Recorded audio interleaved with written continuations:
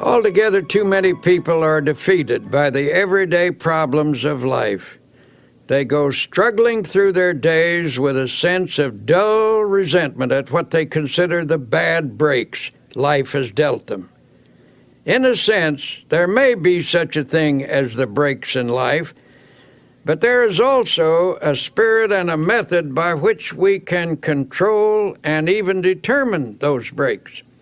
It's a pity that people let themselves be defeated by the problems, cares, and difficulties of human existence, and it is also quite unnecessary. At the time I wrote The Power of Positive Thinking, it never occurred to me that several million copies would be sold.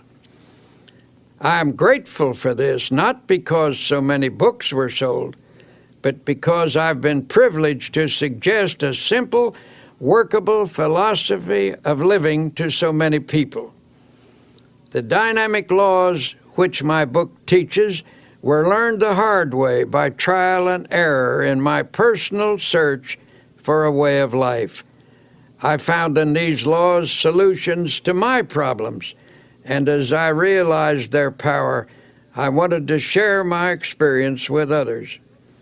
I wrote the book out of deep concern for the pain and struggle of human existence. The examples and techniques I present show that you don't have to be defeated by anything, that you can have peace of mind, improved health, and a never-ceasing flow of energy.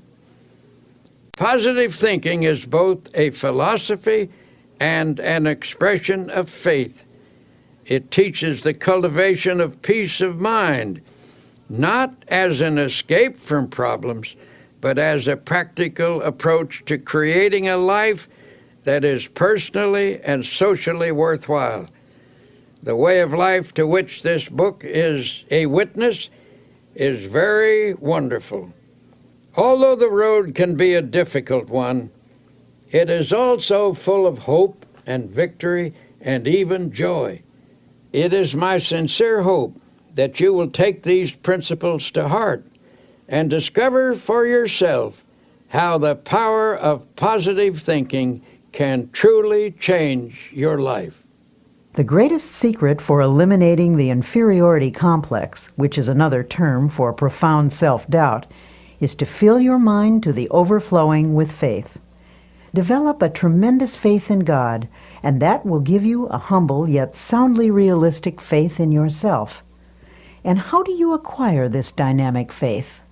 Well, the answer begins with the study of the Scriptures and the use of prayer, lots of prayer. The Scriptures say, according to your faith be it unto you.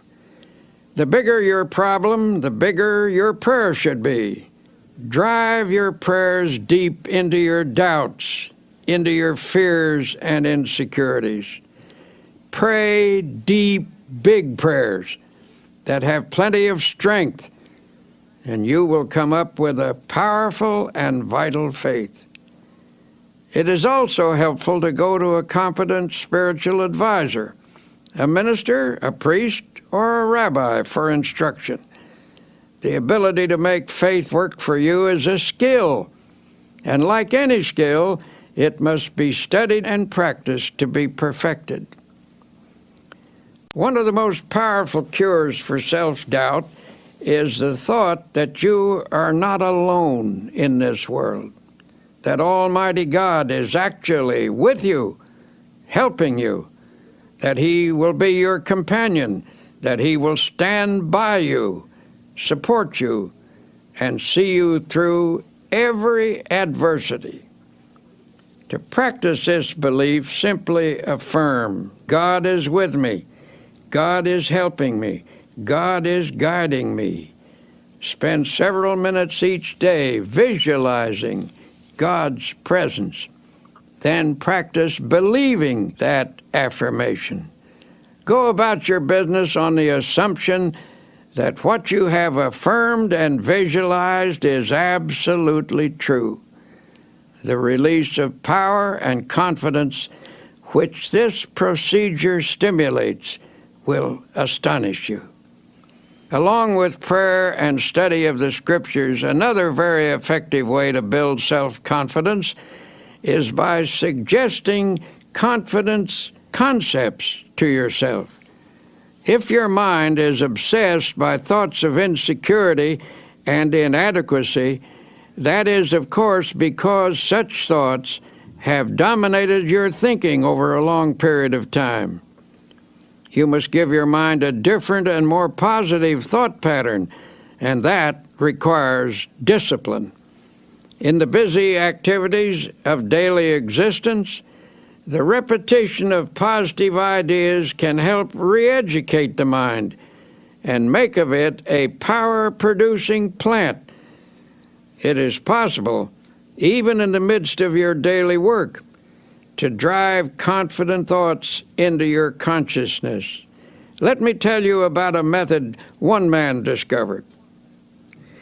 This man once went around with the feeling that something terrible was going to happen to him, and it made his life miserable, of course. His mind was saturated with a sense of inferiority.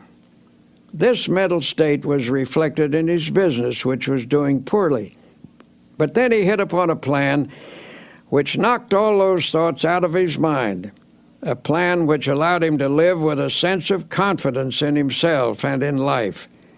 I'm a traveling salesman, he explained, and I drive around all day calling on my customers. I've discovered that while a person drives, he or she thinks all kinds of thoughts. If the pattern of thought is negative, one will think many negative thoughts during the day, and that's the way I used to be, he said. I used to drive around all day between calls with my mind full of fear and defeat. And that is one of the reasons my work was going so poorly. Then he showed me his plan. In his glove compartment, he kept a pack of small cards. He chose one and clipped it on the instrument panel of his car. It read, "If you have faith, nothing shall be impossible unto you." He pulled out another which read, "If God be for us, who can be against us?" He told me that as he drove around, he memorized these thoughts. He said, "I've learned to think differently as a result of this practice. The old insecurities that used to haunt me are just about all gone now. And instead of thinking thoughts of defeat and despair, I think thoughts of faith and courage. It is really wonderful the way this method has changed me. It has helped my business too, for how can you expect to make a sale if you approach a customer thinking you're going to fail? This plan is a very wise one. By filling his mind with affirmations of the presence, support, and help of God, this man actually changed his thought processes. He put an end to the domination of his long-held sense of insecurity. His potential powers were set free. You see, feelings of confidence depend upon the type of thoughts that habitually occupy your mind. If constantly you fix your attention upon dire events that might happen, the result is that you will constantly feel insecure. And what is even more serious is the tendency to create, by the power of thought, the very condition you fear. But when you fill your mind with thoughts of faith, confidence, and security, you force out all thoughts of doubt and weakness. One man I know used a process I'll repeat often in this tape. He went through the Bible and underlined every passage about courage and confidence that he could find. He then committed these lines to memory, in effect, cramming his mind full of the healthiest, happiest, and most powerful thoughts in the world. After a few weeks, the change in him was little short of remarkable. From almost complete defeat He became an inspiring and confident personality.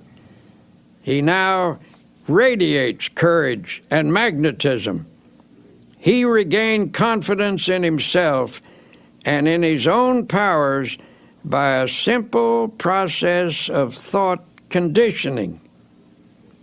Ralph Waldo Emerson declared a tremendous truth when he said, "They conquer who believe they can." He also said, "Do the thing you fear, and the death of fear is certain." Practice confidence and faith, and your fears and insecurities will soon have no power over you at all. The blows of life, from daily difficulties to large-scale problems, tend to dissipate energy and leave you spent and discouraged. In such a condition, your true inner power is often obscured, and it becomes easy to yield to setbacks by feeling hopeless. When you find yourself in such a state, it is important to reappraise your assets. A reasonable self-evaluation will convince you that things are not as hopeless as you think they are. For example, a man of 52 consulted me. He was in despair. He told me that everything he had built up over his lifetime had been swept away. "Everything?" I asked sympathetically. "Everything," he repeated. "I have nothing left at all. Everything is gone. There is no hope, and I am too old to start all over again." And he said, "Sadly, I have lost all faith." Naturally, I felt sympathetic toward him, but it was evident that his chief trouble came from the dark shadows of hopelessness in his thinking. These shadows had entered into his mind and had distorted his outlook.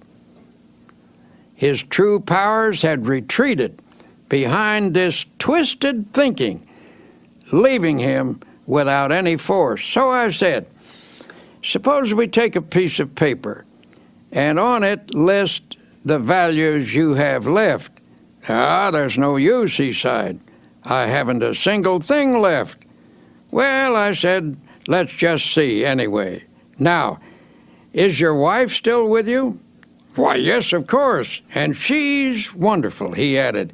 "We've been married for 30 years. She would never leave me, no matter how badly things were." "All right," I said, "let's put that down. Wife still with me. And how about your children?" He said, "Actually, they've all told me that they love me and will stand by me. They are wonderful." "Well, then, that is number 2. Children love you and will stand by you. Have you any friends?" "Yes," he said, "I really have some fine friends who've offered to help. They've been very generous, but what can they do?" So I wrote down number 3, fine friends who hold you in esteem. "How about your integrity, your standing in the community?" "Oh, okay. I've always tried to do the right thing." "Well, let's put that down as number 4, integrity, good standing." "How about your health?" "My health is okay, I'm glad to say."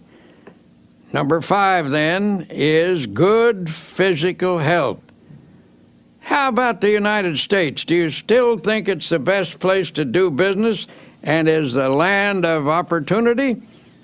"Well, you and me both agree that it's the only country in the world we'd want to live in," he replied. "Well, then that's number 6. You live in the USA, land of opportunity, and you're glad to be here." Then I asked, "How about your religious faith? Do you believe in God and that God will help you?" "Yes," he admitted, "I don't think I could have gotten through this at all if I hadn't had some help from God." At this point, I read him the assets we'd listed. Then I shoved it across the table to him. "Take a look at that," I said. "You've got quite a total of assets there. I thought you told me everything had been swept away." He grinned sheepishly. "I guess I never thought of the situation that way. "Perhaps things aren't so bad at that," he said pensively. "Maybe I can start all over again. If I could just get some confidence, if I could just get the feel of some power inside me." Well, in time, he did get that feeling, and he did start all over again. But he did so only when he changed his viewpoint, his mental attitude. It was faith that swept away his doubts and gave him more than enough power to overcome all of his difficulties. And I must admit, he had plenty at the time. This incident illustrates a profound truth, that attitudes are more important than facts. Anything facing us, however difficult, is not as important as our attitude towards it. The secret to rising above most difficulties is simply to gain a more balanced view, with a slant that is weighted a bit on the positive side. So if you feel you are defeated and have lost confidence in your ability to win, tell you what you do. Take a piece of paper and make a list, not of the factors that are against you, but of those that are for you. If anyone thinks constantly of opposing forces, those forces will get built up until they assume a formidable strength, which they actually don't possess. But if you mentally visualize and affirm and reaffirm your assets, you will rise out of even the most awesome difficulty. Your inner powers will reassert themselves, and with the help of God, lift you from defeat to victory.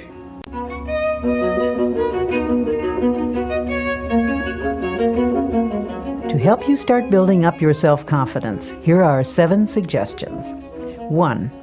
Create a mental picture of yourself as a success. Hold on to this picture tenaciously. Never permit it to fade. Since your mind tries to complete what it pictures, always picture success, no matter how badly things seem to be going at the moment. Whenever a negative thought about your personal power comes to mind, deliberately voice a positive thought to cancel it out. 2. Don't build up obstacles in your imagination. Minimize them instead. Problems should be seen for what they are and never inflated by fearful thoughts. 3. Don't be awestruck by other people or try to copy them. Remember that most people, despite a confident appearance, are often as scared and as doubtful of themselves as you are. 4. Get a competent counselor to help you understand the origin of your feelings of inferiority and self-doubt. These feelings often begin in childhood. Self-knowledge leads to a cure. 5. Each day, practice the following affirmation. Repeat it out loud if possible.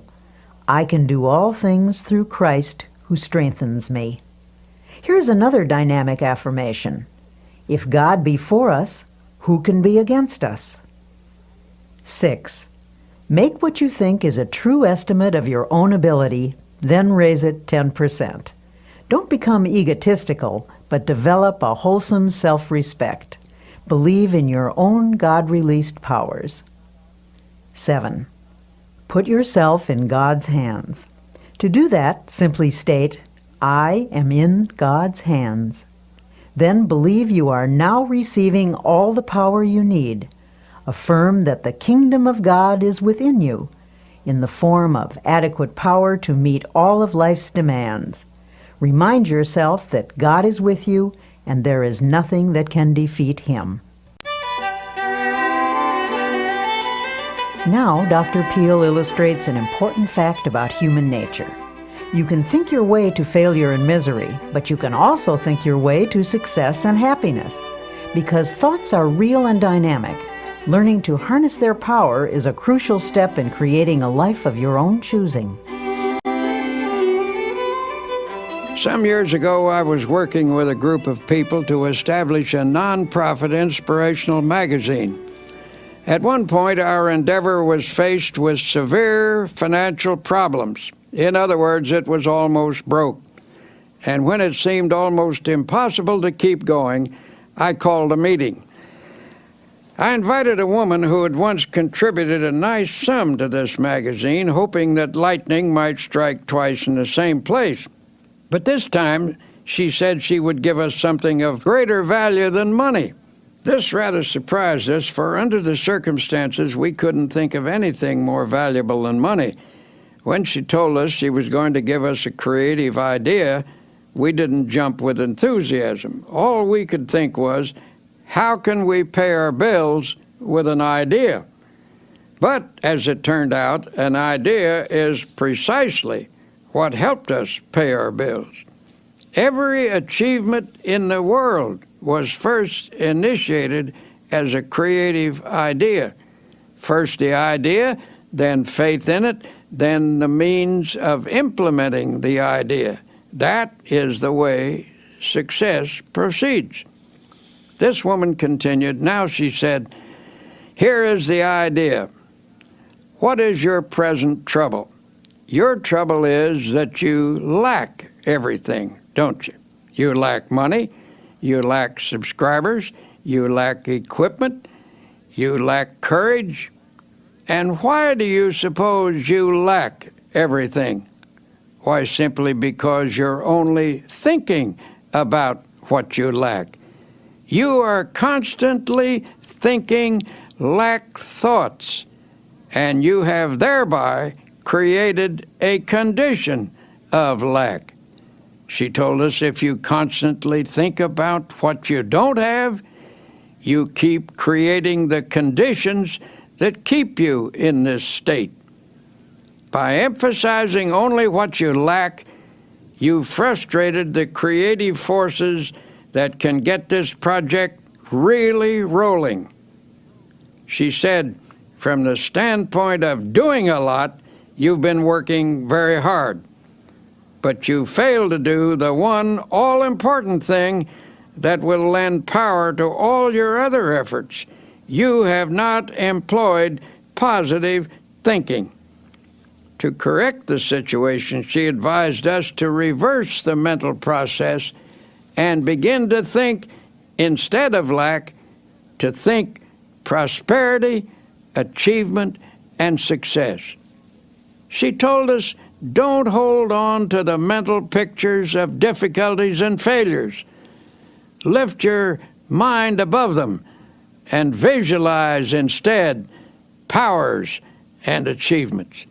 When you elevate your thoughts into the realm of attainment, you look down on your problems rather than up at them, and thus you get a more encouraging viewpoint. Always come up over your problems mentally. Never approach a problem from below. Wise advice, if you ask me.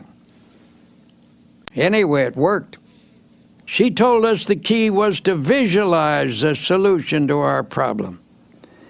Suddenly she asked, how many subscribers do you need to keep this magazine going? At that time, we had only 40,000 paid subscribers. I thought quickly and said, 100,000 would do it. All right, she said confidently. That's not too hard. In fact, that's easy. All you need to do is to visualize 100,000 people being creatively helped by this magazine, and you will have them. In fact, the minute you can see them, image and visualize them in your mind, you already have them. She turned to me and she said, can you see 100,000 subscribers at this minute? Look out there. Look ahead of you in your mind. Can you see them? Well, I wasn't convinced, and I said rather doubtfully, well, maybe so, but they seem pretty dim to me. She seemed a little disappointed in me as she repeated, use your imagination to visualize those 100,000 subscribers. I guess my imagination wasn't working too well because all I could see was the insufficient but actual 40,000 paid subscribers. Then she turned to someone else. Can you see 100,000 subscribers, she asked. I rather doubted that he would either, but this fellow does have a creative imagination, and I noticed by the fascinated look on his face that she had him. He was gazing straight ahead with a look of wonder.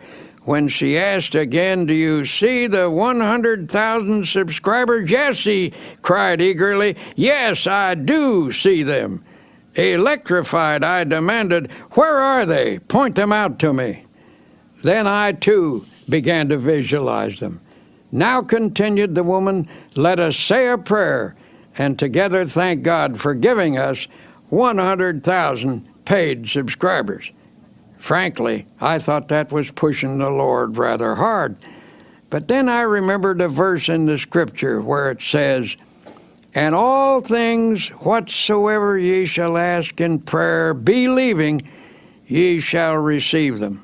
That means that when you pray for something, visualize what you pray for, believe that if it is God's will and is not selfishly sought after, then it is at that moment given to you.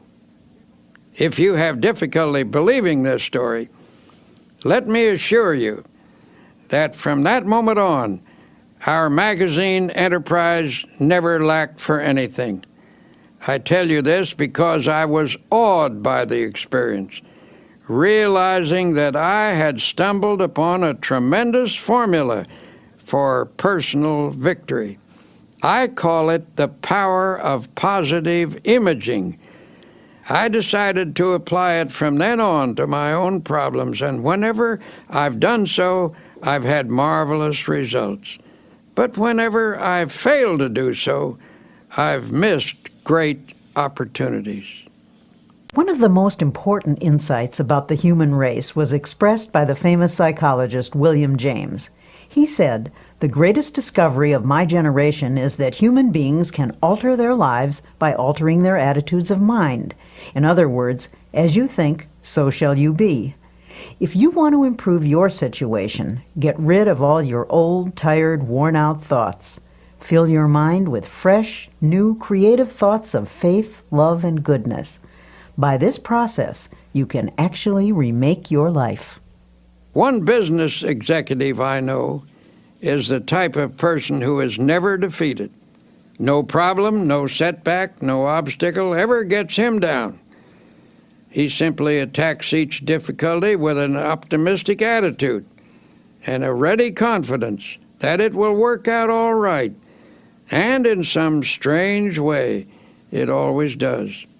He seems to have a magic touch in life, a touch that never fails. One day he told me his secret. I was visiting his plant, a modern structure equipped with the latest machinery, using the most up-to-date production methods. It was a factory of outstanding efficiency. When we entered his office, which was decorated in a very modern style, I was quite surprised to find on his highly polished mahogany desk a battered old copy of the Bible. "That book," he replied, pointing to the Bible, "is actually the most up-to-date thing in this plant. Equipment wears out and furnishing styles change. But that book is so far ahead of us that it never gets out of date." When I went to college, my good Christian mother gave me that Bible, saying if I would read and practice its teachings, I would learn how to get through life successfully. I took the book, he said, just to humor her, but for years I practically never looked at it. I thought I didn't need it. Well, how stupid can you get? And I got my life in a terrible mess. He continued his story saying everything went wrong, primarily because I was wrong. I was thinking wrong and acting wrong. I succeeded at practically nothing, failed at almost everything. Now I realize that my principal trouble was wrong thinking. I was negative, resentful, cocky, opinionated. Nobody could tell me anything. I was filled with gripes at everybody. Little wonder I had no friends. Well, he said, one night I was going through some papers and I came across the long-forgotten Bible. It brought up old memories, and I started to read it aimlessly. It's strange how things happen, how in just a moment of time, everything can become different. As I read, a sentence leaped up at me, a sentence that changed my life. And when I say changed, I mean changed. Here is the sentence this man quoted. "The Lord is the strength of my life. In this will I be confident." I don't know why that one line affected me so, he went on, but it did. I now know that I was weak and a failure because I had no faith, no confidence. But when I read that line, something clicked in my mind. I guess I had what they call a spiritual experience. I decided to put my faith in God thereafter and sincerely try to do my best, following the principles laid down in the Bible. As I did so, I began to get hold of a new set of positive thoughts. In time, my old ways of thinking faded away, and these new thoughts took over and remade me. This incident illustrates an important fact about human nature, which is you can think your way to failure and misery, but you can also think your way to success and happiness. The world in which you live is not primarily determined by outward conditions and circumstances, but by the thoughts that habitually occupy your mind. As Emerson declared, a man is what he thinks about all day long. It has been said that thoughts are things, that they actually possess dynamic power. You can actually think yourself into or out of situations. You can make yourself ill with your thoughts, and by the same token, you can make yourself well by the use of a healing type of thought. Think positively, and you create an atmosphere that nurtures the development of positive outcomes. At this very moment, potential positive ideas are working in your mind. By releasing and developing these ideas, you can solve your financial problem or your business situation or anything.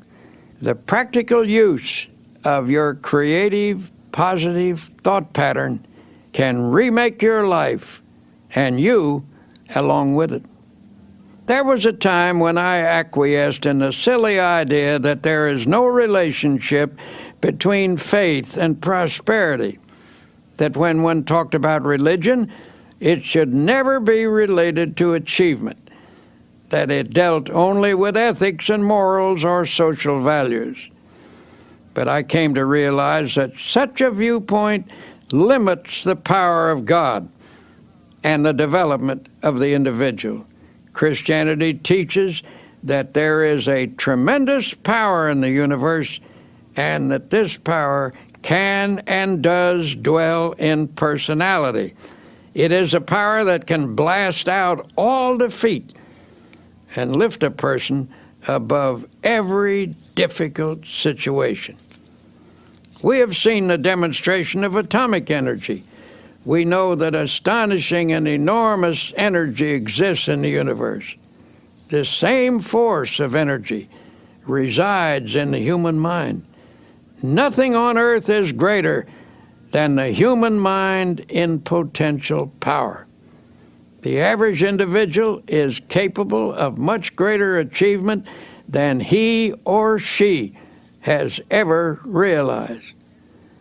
When you actually learn to release your potential power, you will discover that your mind contains ideas of such innovative and creative value that you need not lack for anything anymore. By the full and proper use of your power, stimulated by God's power, You can make just about anything of your life, anything you will pray for and work for. So, tell you what, look deeply into your mind. Amazing wonders are there. Here is a method that will help creative thoughts to flow freely from your mind. First, quiet your mind so that inspirations may rise from its depths. Believe that God is now, this minute, helping you. Form a picture in your mind of your life as it should be. Believe in it. Pray about it. Work at it. Never give up on it. Organize your life on a spiritual basis so that God's mighty principles really go to work within you. You will find that here is one of the greatest laws in the universe, and it's stated in 3 words: believe and succeed.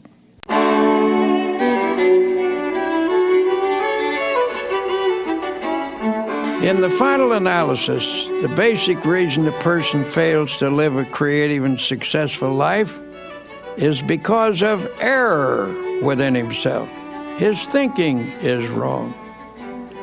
When the 23rd Psalm says, "He leadeth me in the paths of righteousness," it not only means that a person is to depart from evil and do good, but that he is to change his thinking from wrong to right, from error to truth. The great secret of successful living is to reduce the amount of error in oneself and increase the amount of truth. It's just that simple.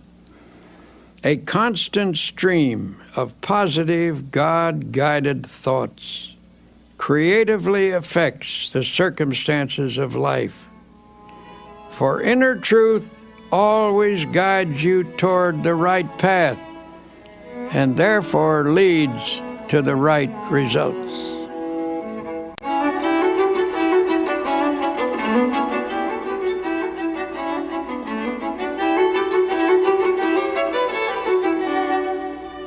Here are some practical suggestions for changing your mental attitude from negative to positive. Such a change will release the kinds of thoughts that can help you make creative changes in your circumstances. 1. For the next 24 hours, deliberately speak hopefully about everything: your job, your health, your future. Go out of your way to put optimism in everything you say. 2. After speaking hopefully for 24 hours, continue the practice for 1 week. Then you can permit yourself to be realistic for a day or 2. You'll discover that what you meant by realistic a week ago was actually pessimistic, and what you now mean by realistic is something entirely different. It is the dawning of the positive outlook. When most people say they're being realistic, they delude themselves. They are simply being negative. 3. Feed your mind even as you feed your body. A healthy mind requires nourishing, wholesome thoughts. Start at the beginning of the New Testament and underline every sentence about faith. Continue doing this until you've marked every passage in the 4 books: Matthew, Mark, Luke, and John. 4. Commit all of those passages to memory. Learn 1 each day until you can recite the entire list from memory. This will take time, but remember, you've spent much more time being a negative thinker. Unlearning a negative pattern requires time and effort. 5. Make a list of your friends who are positive thinkers and deliberately cultivate their company. Don't abandon your negative friends, but get closer to those with a positive point of view until you've absorbed their spirit. 6. Try to avoid arguments, but whenever a negative attitude is expressed, counter with a positive and optimistic opinion. 7. Pray a great deal and always let your prayers take the form of thanksgiving. Assume that God is giving you great and wonderful things, for if you think He is, He surely is. God will not give you any greater blessing than you can believe in. Remember, according to your faith, be it unto you.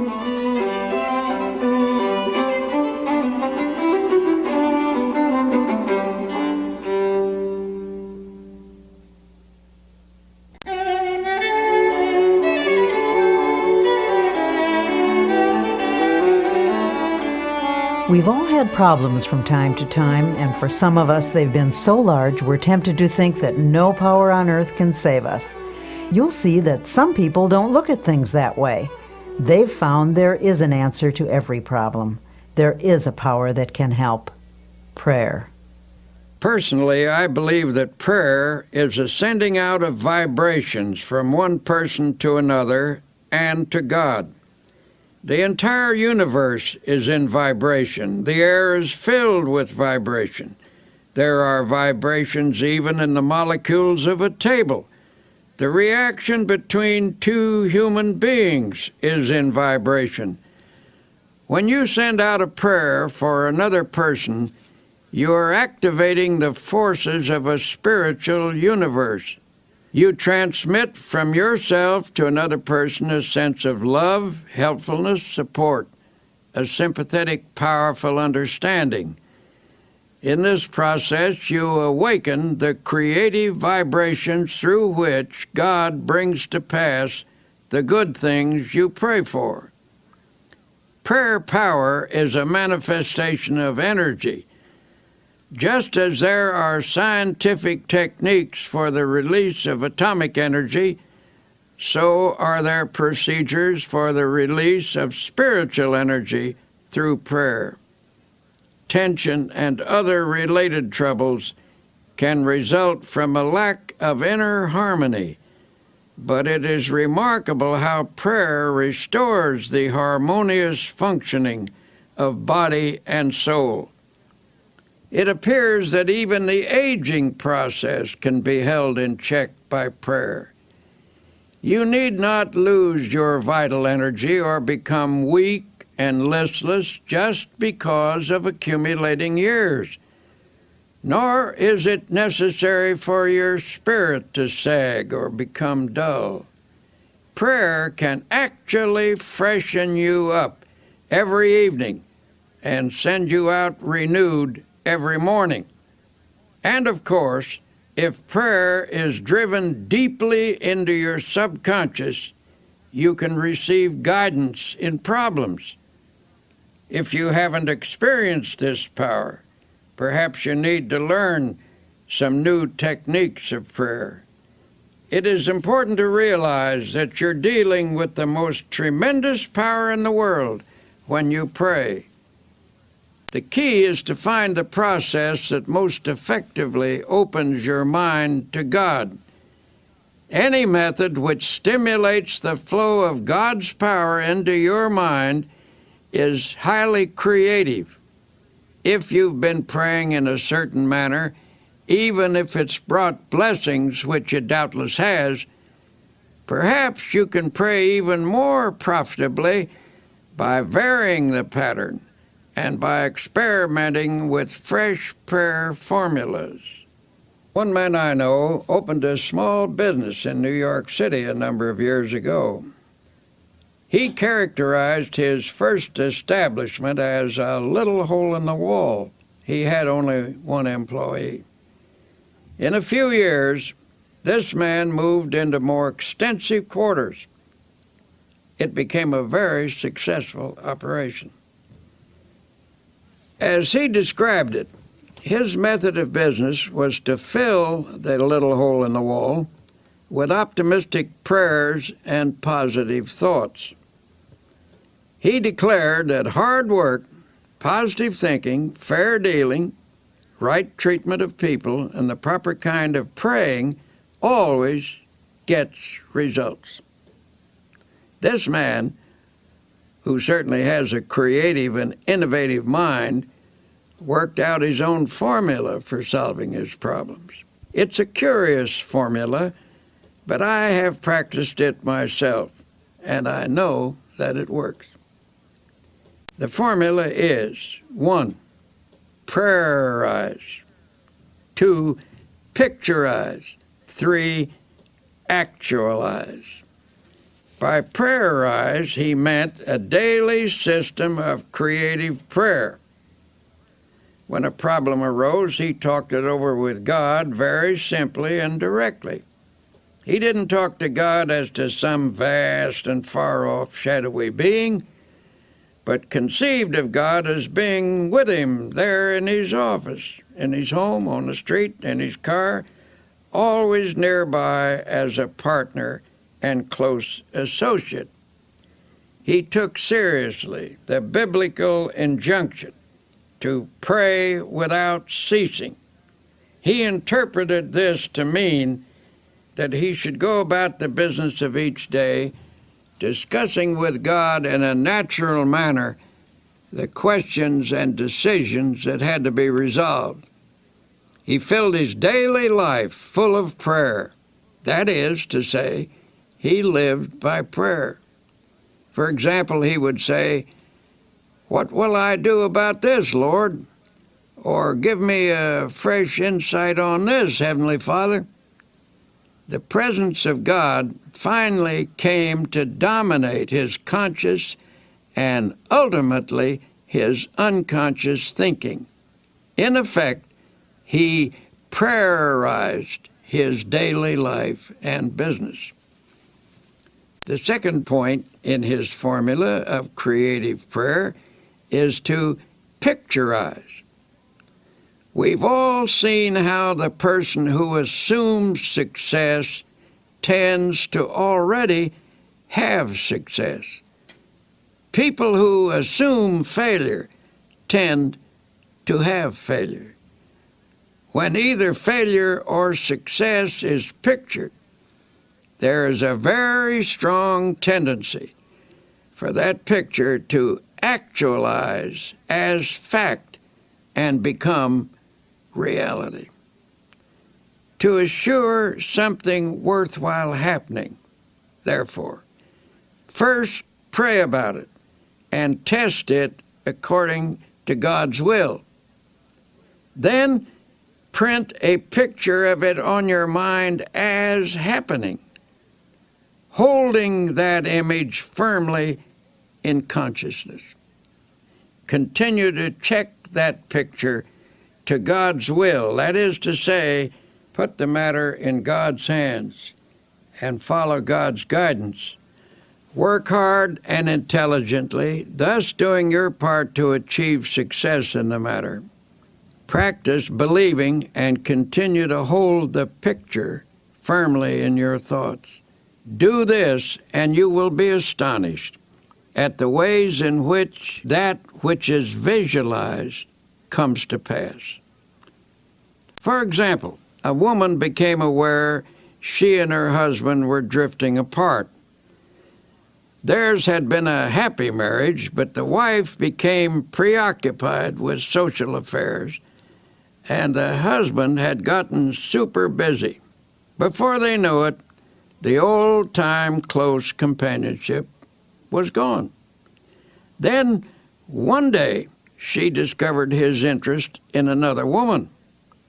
At this, she lost her head and became hysterical. When she consulted her minister, he listened to her tale and then turned the conversation to herself. She admitted that she had become self-centered, sharp-tongued, and nagging. She then confessed that she had never felt herself the equal of her husband. Her sense of inferiority had made her retreat actually into antagonism. The minister suggested that she create an image of herself as capable and attractive. He whimsically told her that God runs a beauty parlor and that faith techniques could put beauty on a person's face and charm and ease in their manner. He gave her instruction in how to pray and how to spiritually picturize. He also advised her to hold a mental image of the goodness of her husband and of being once again in harmony and companionship with him. She was to hold this picture tenaciously with faith. Soon after this, her husband informed her that he wanted a divorce. She had conquered herself enough by now to receive this request with calmness. She replied that she was willing if he wanted it, but suggested they defer the decision for 90 days. If he still wanted a divorce at the end of this period, she would cooperate with him. Night after night he went out, and night after night she sat at home. But now she pictured him as seated in his old chair. She painted an image of him there, comfortably reading as in the old days. She visualized him puttering around the house, painting and fixing things as he used to do. She visualized the two of them playing golf together and taking hikes as they once did. She maintained this picture with steady faith, and one night, what do you know? There he actually sat in his old chair. She looked twice to be sure that it was the reality rather than the picturization. But perhaps a picturization is a reality, for at any rate, the actual man was actually there.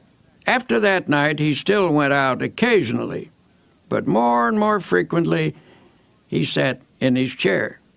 Then he began to read to her, as in the old days. Finally, one sunny Saturday afternoon, he asked, "What do you say to a game of golf?" The days went by pleasantly until she realized that the 90th day had arrived. That evening she said quietly, "Bill, this is the 90th day." "What do you mean?" he asked, puzzled. "The 90th day. Why, don't you remember? We agreed to wait 90 days to settle that divorce matter, and this is the day." He looked at her for a moment, and then, hidden behind his paper, he casually turned a page and said, "Don't be silly. I couldn't possibly get along without you. Where did you get the idea I would ever leave you?" When the New Testament says the kingdom of God is within you, it is informing us that God has provided us with all the potential abilities we need.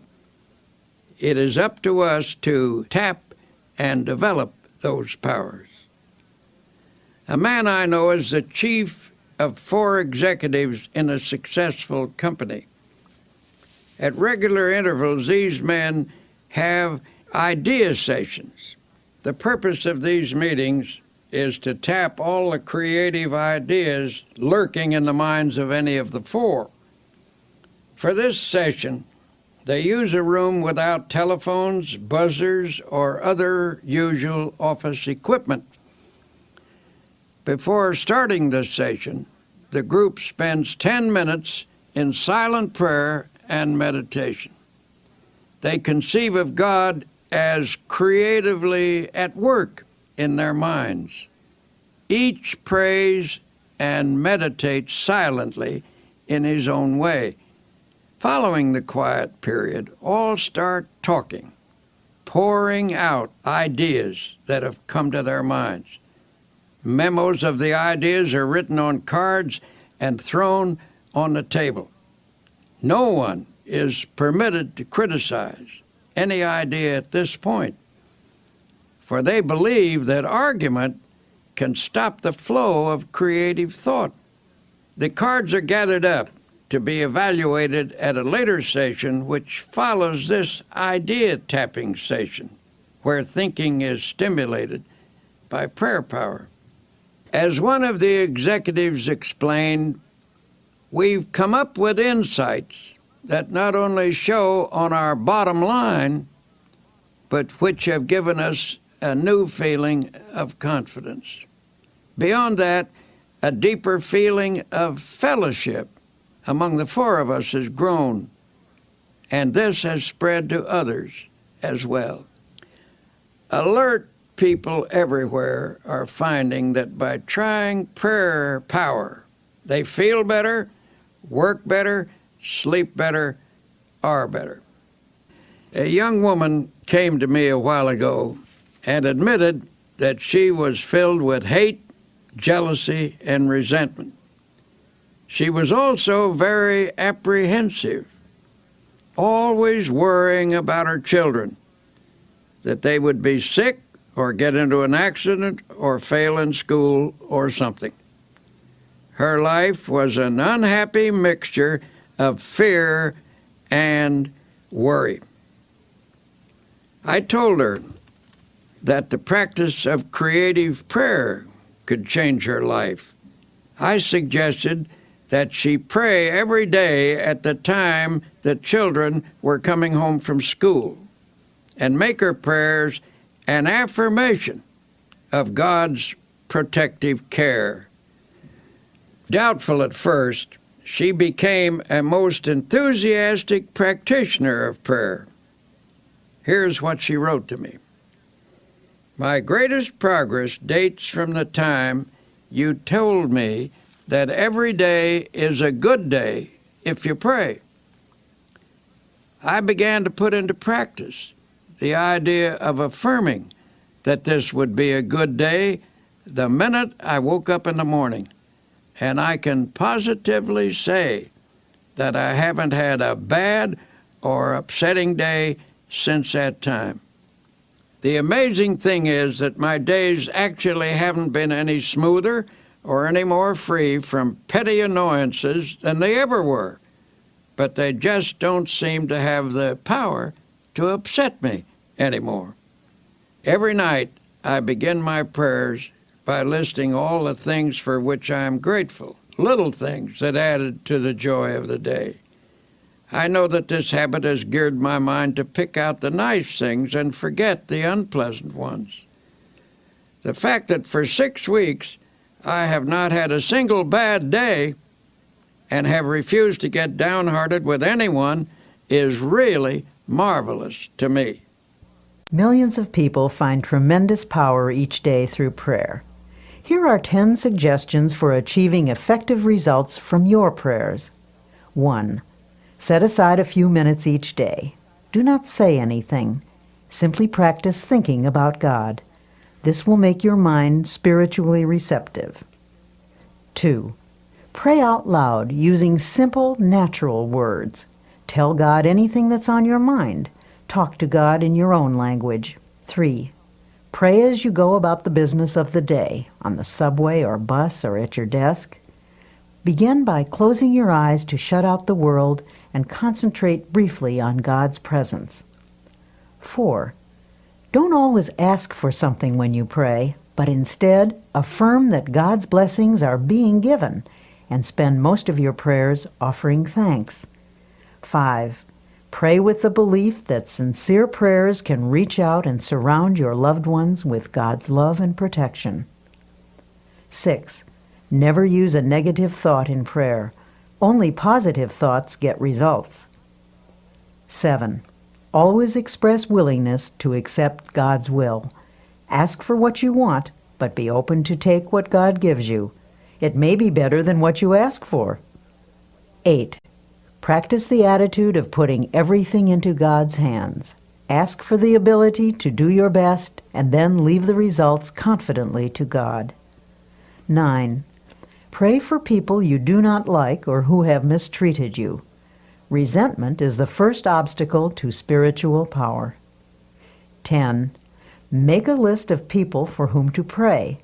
The more you pray for others, especially those not connected with you, the more the good results of prayer will come back to you.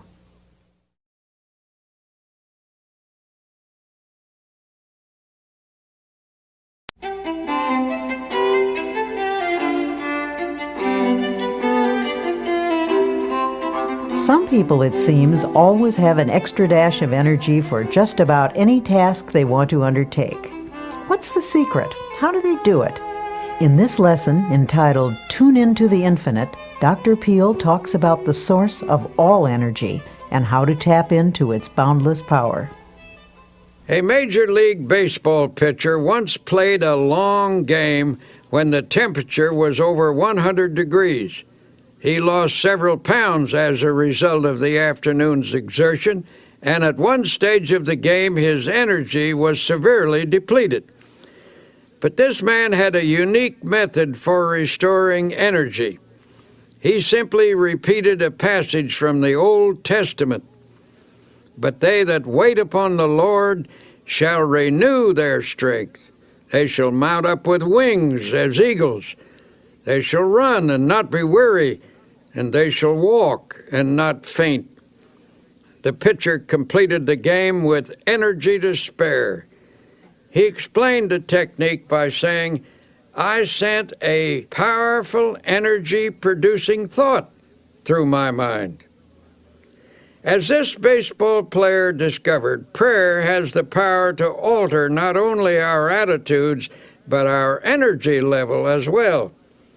How we think we feel physically has a definite effect on how we actually feel.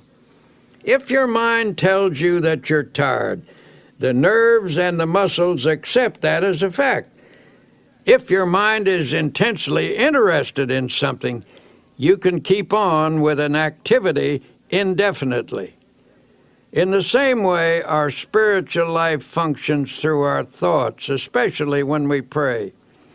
When you tell yourself that you have powerful internal resources, you supply attitudes of faith to your mind.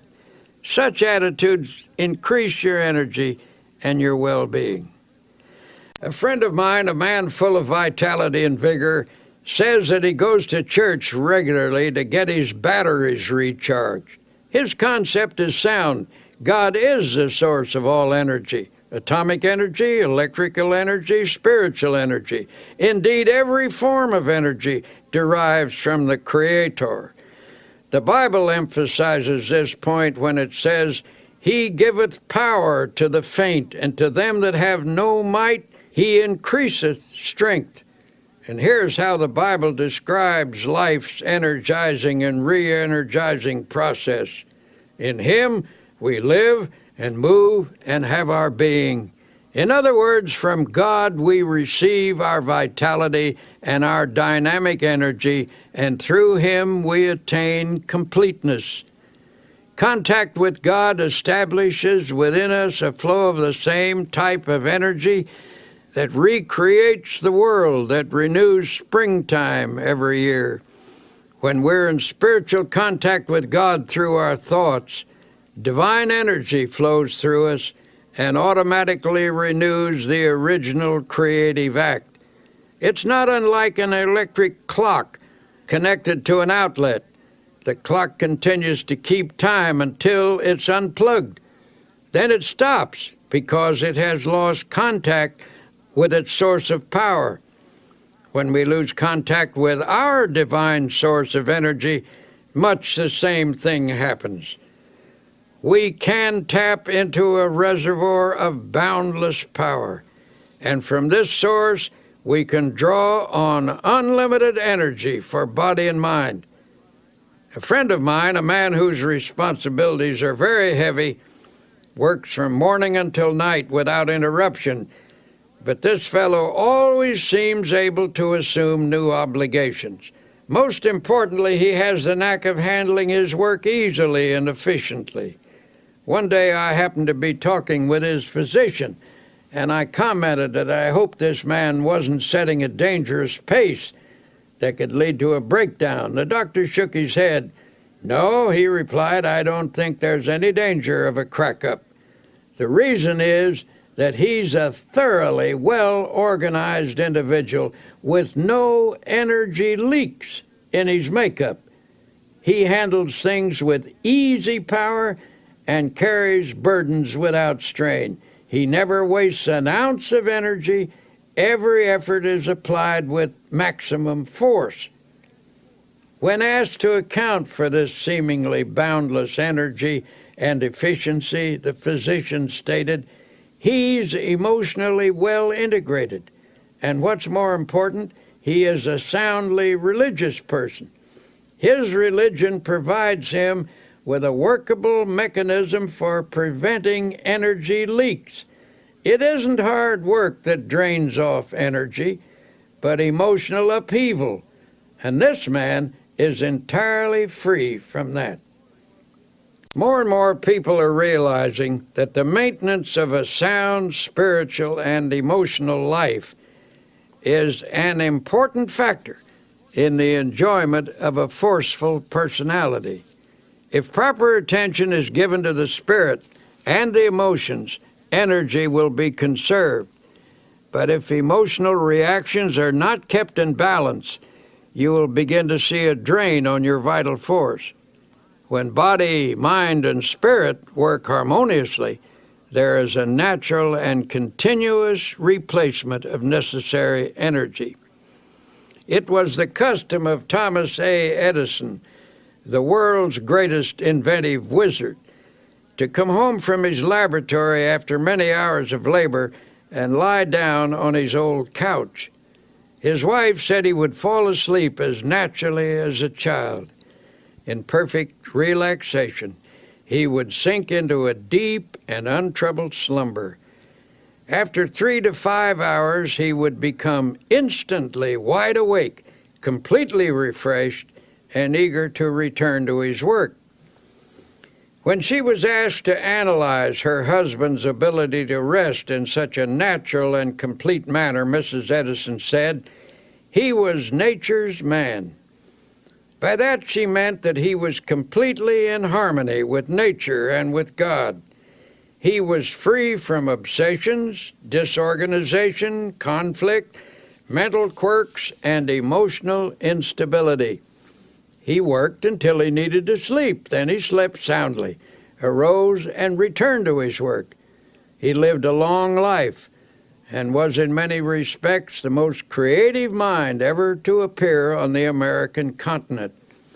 He drew his energy from emotional self-mastery, the ability to relax completely, his amazingly harmonious relationship with the universe caused nature to reveal to him its inscrutable secrets.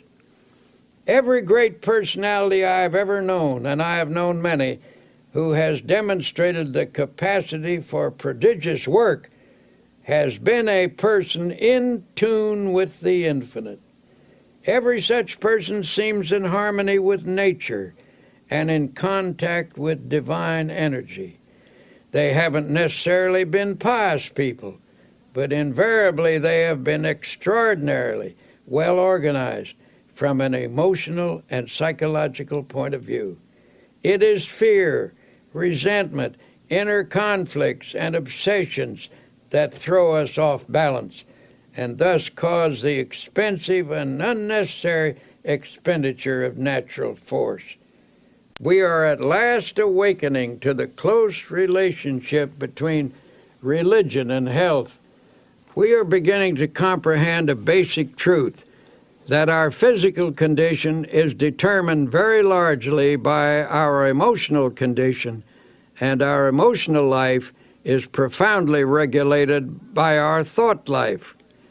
All through its pages, the Bible talks about vitality and force and life.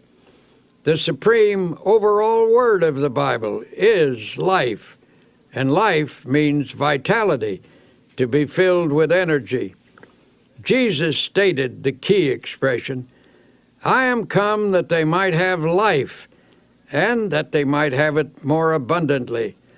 Or as one version has it, "I am come that they might have life and have it in all its fullness." This does not rule out pain or suffering or difficulty, but the clear implication is that if a person practices the creative and recreative principles of Christianity, he can live with power and energy. It's important to note that the practice of these principles will bring a person into the proper tempo of living. Our energies are frequently destroyed because of the abnormally high pace at which we go about our lives. To conserve energy, you must get your personality speed synchronized with the rate of God's movement. God is in you. If you are going at one rate and God at another, you will tear yourself apart. Though the mills of God grind slowly, yet they grind exceedingly small. The mills of most of us grind very rapidly, and so they grind poorly. When we become attuned to God's rhythm, we develop a normal tempo within ourselves, and energy flows freely. The hectic habits of this age have many disastrous effects. Everything is speeded up, and for that reason many people feel unnecessarily tired. The solution is to get into the time synchronization of Almighty God. One way to do this is by going out some warm day and lying down on the earth.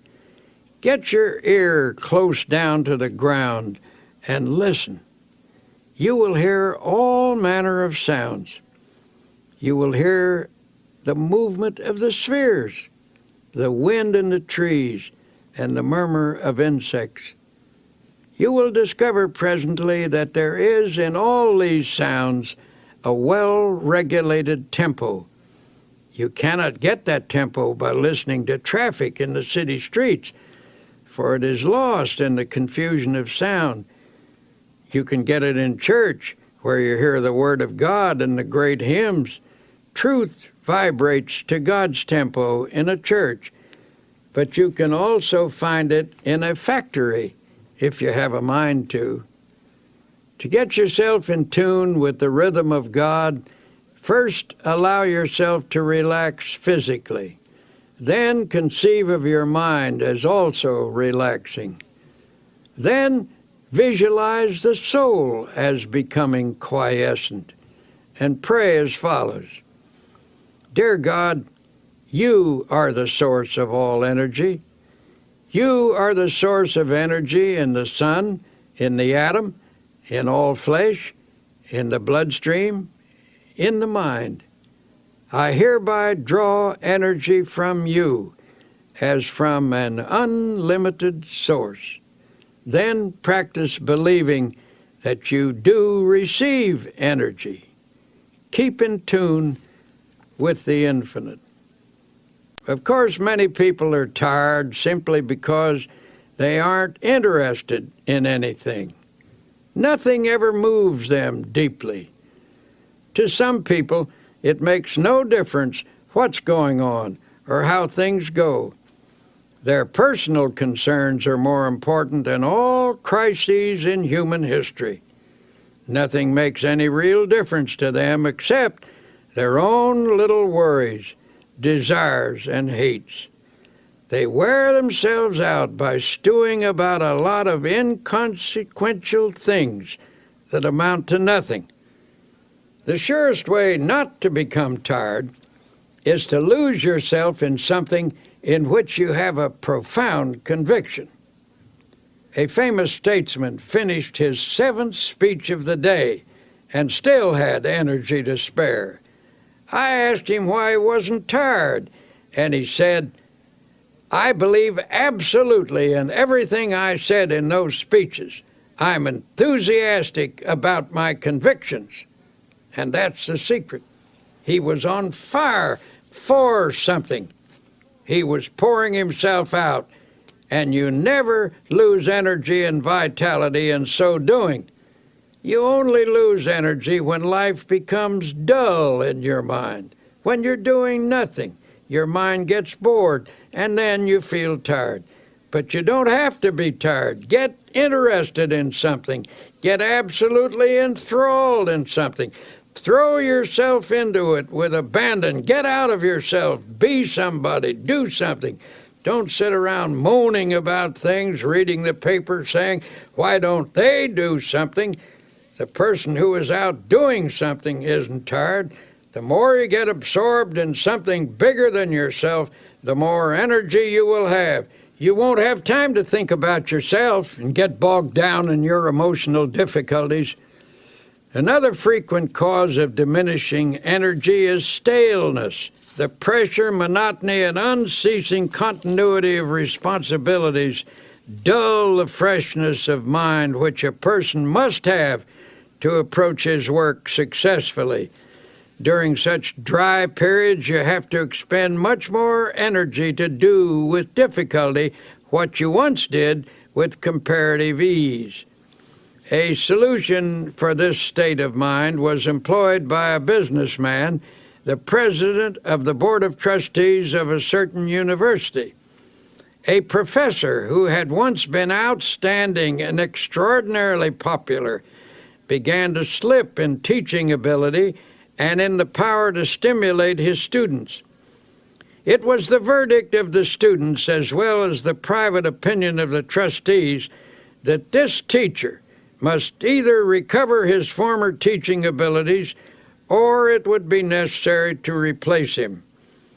The professor was told that the Board of Trustees was giving him a 6 months leave of absence with all expenses paid and with full salary. There was only one stipulation, that he go away to a place of rest and give himself over to gaining a complete renewal of strength and energy. The president of the board invited him to use a cabin which he himself owned in a wilderness setting and made the curious suggestion that he take no books except one, the Bible. He suggested that the professor's daily program be walking, fishing, some manual work in the garden, and an extended period of reading the Bible.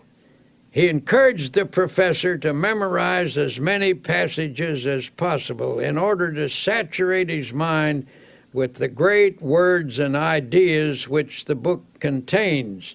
He said, "I believe that if you spend 6 months outdoors chopping wood, digging in the soil, reading the Bible, and fishing in deep lakes, you will become a new man." The professor agreed to this unique proposal. His adjustment to this radically different mode of life was an easier one than he or anyone who knew him expected. In fact, he was surprised to find that he actually liked it. After he became accustomed to active outdoor living, he discovered it had an immense appeal for him. He missed his intellectual associates and his reading for a while, but forced back upon the Bible, his only book, he became immersed in it. To his amazement, he found the Bible to be, as he put it, a library within itself. In the pages of the Bible, he found faith and peace and power. In 6 months, he was a new man. When he returned to teaching, his colleagues and students found him a person of compelling power and exciting inspiration. His staleness had gone, and the old-time energy returned. The spiritual retreat caused his power to surge again and renewed his zest for living.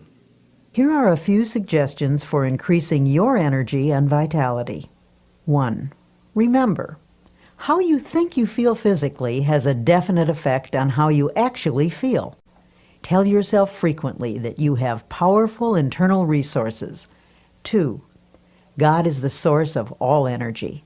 To tap into this boundless reservoir, repeat this affirmation: He giveth power to the faint, and to them that have no might, He increases strength.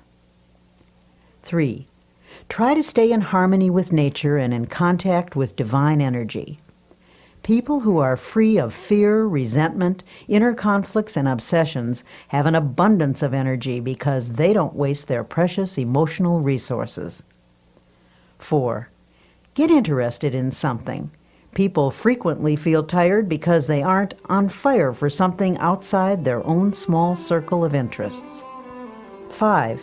Rejuvenate your spirit by taking yourself away from daily routines. Take along a Bible as your companion.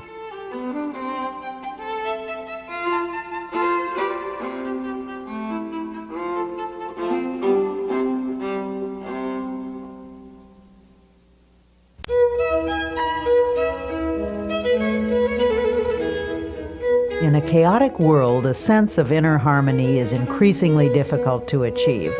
And yet, tranquility is essential to both physical and emotional well-being. In this section, entitled "A Peaceful Mind Generates Power," you will learn one of the most important characteristics of a happy and successful person: peace of mind. How often have you found yourself complaining about how poorly you slept the night before? That you went to bed with an ear full of trouble? Given the choice, wouldn't you rather fall asleep with a mind full of peace? The secret to a mind full of peace lies in one's mental attitude. The life of strain is very difficult. On the other hand, the life of inner peace, being harmonious and without stress, is the easiest type of existence. It is a life which accepts God's gift of peace and embraces the attitude of relaxed trust in Him. The first technique recommended is to practice emptying the mind. I cannot emphasize enough the importance of a frequent mental catharsis. This means clearing the mind of fears, hates, insecurities, regrets, and guilt. The mere attempt to empty the mind tends to give relief. Haven't you ever experienced a welcome sense of release when you've poured out your troubles to somebody you can trust? One effective method for doing this is the daily practice of silence. Everyone should insist upon at least 15 minutes of absolute silence every day. Go alone into the quietest place available and sit or lie down. Do not talk, do not write, do not read. Think as little as possible. Conceive of your mind as the surface of a body of water and see how nearly quiet you can make it so that there isn't even a ripple. When you've attained a quiescent state, begin to listen for the deeper sounds of harmony and beauty and of God that are to be found in the essence of silence. I was once conducting a religious service on an ocean liner on a voyage to Hawaii. In the course of my talk, I suggested that people who were carrying worries in their minds go to the stern of the vessel and imaginatively take each anxious thought out and drop it into the ocean and watch it disappear in the wake of the ship. It seemed an almost childlike suggestion, but a man who had quite a no-nonsense manner came to me later that day and said, "You know something? Every evening at sunset, as long as this voyage lasts, I'm going to drop all my worries overboard until I develop the ability to cast them entirely out of my consciousness at will. Every day I shall watch them disappear in the great ocean of time." Doesn't the Bible say something about forgetting those things that are behind? Of course, just emptying the mind is not enough. To prevent those old unhappy thoughts from sneaking in again, you must refill the mind immediately with creative and healthy thoughts. These happy thoughts will stand guard when the old fears, hates, and worries that used to haunt you try to edge back in again. At intervals during the day, practice thinking a carefully selected series of peaceful thoughts. Let mental pictures of the most peaceful scenes you have ever witnessed pass across your mind. For example, you might see a beautiful valley filled with the hush of evening time as the shadows lengthen and the sun sinks to rest. Or you could recall the silvery light of the moon falling upon rippling waters, or the sea washing gently upon soft shores of sand. Serene images like these will work upon your mind as a healing medicine. You might also practice the techniques of repeating beautiful words out loud. Words have profound suggestive power, and there is healing in the very saying of them. Utter a series of panicky words, and your mind will immediately go into a mild state of nervousness. You will perhaps feel a sinking in the pit of your stomach that soon affects your entire body. If, on the other hand, you speak peaceful, quieting words, your mind will react in a peaceful manner. Use such words as, for example, tranquility. Repeat the word slowly several times. Tranquility is one of the most beautiful and melodic of all English words, and the mere saying of it tends to induce a tranquil state. It is also helpful to use lines from poetry. When peaceful quotations are dropped in the subconscious, they lubricate the mind with peace.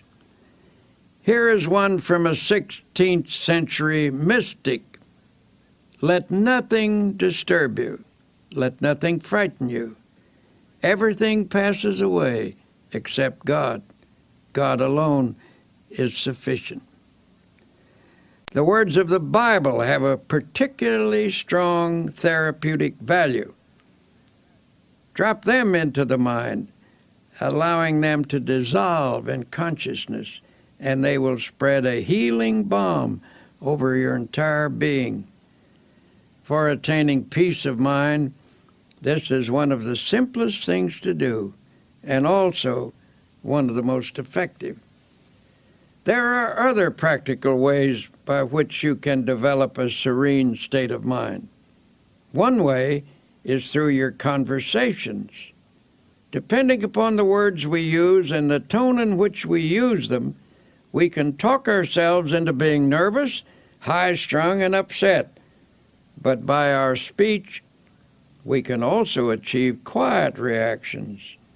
Talk peaceful to be peaceful. You see, the words we speak have a direct and definite effect upon our thoughts. So in a group, when the conversation takes an upsetting trend, try injecting peaceful ideas into the talk. Note how it counteracts the tension. A conversation filled with unhappy expectation, at breakfast, for example, often sets the tone of the entire day. On the other hand, if you start each day by affirming peaceful attitudes, your days will tend to be pleasant and successful. Perhaps our lack of inner peace is due in part to the effect of today's increased levels of noise. Research indicates that certain amounts of noise in the place we work, live, or sleep affects the nervous system and reduces efficiency. Contrary to popular belief, it is doubtful if we ever completely adjust to some noises. No matter how familiar a repeated sound becomes, it never passes unheard by the subconscious. Automobile horns, the roar of airplanes, and other strident noises actually result in physical activity during sleep. Impulses transmitted to and through the nerves by these sounds cause muscular movements which keep us from getting a real rest. On the other hand, the practice of silence is healing, soothing, and healthy. The sense of rest that results from the practice of complete silence is of utmost value. Now, there is another factor in the search for inner peace that I must mention. Frequently, I find that people who lack a sense of inner peace are victims of self-punishment.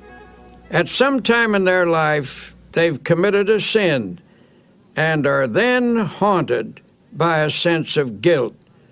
Sometimes this type of person has sought divine forgiveness, and the good Lord, we know, always forgives someone who asks him and who means it.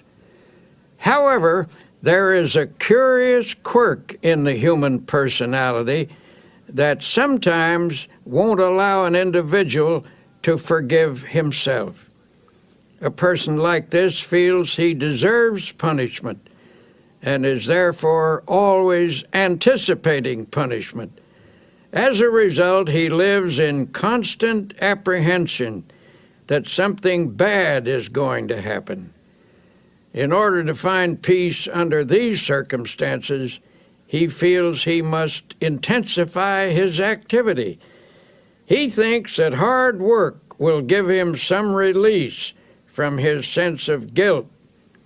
A physician told me that a number of cases of nervous breakdown in his practice were linked to such guilt feelings, where the patients unconsciously attempted to compensate by hectic overwork. Then they attributed their breakdown not to a sense of guilt, but to their overworked condition. This doctor told me that such a breakdown needn't happen if only the patient could be released from his guilt. Under such circumstances, peace of mind can be found by yielding the guilt as well as the tension it produces to the healing therapy of God. I once encountered an acquaintance at a quiet resort hotel. This was a high-pressured, hard-driving, and exceedingly nervous businessman. I found him sitting in the sun in a deck chair and said I was glad to see him relaxing in such a beautiful spot. Nervously, he replied, "I haven't any business being here.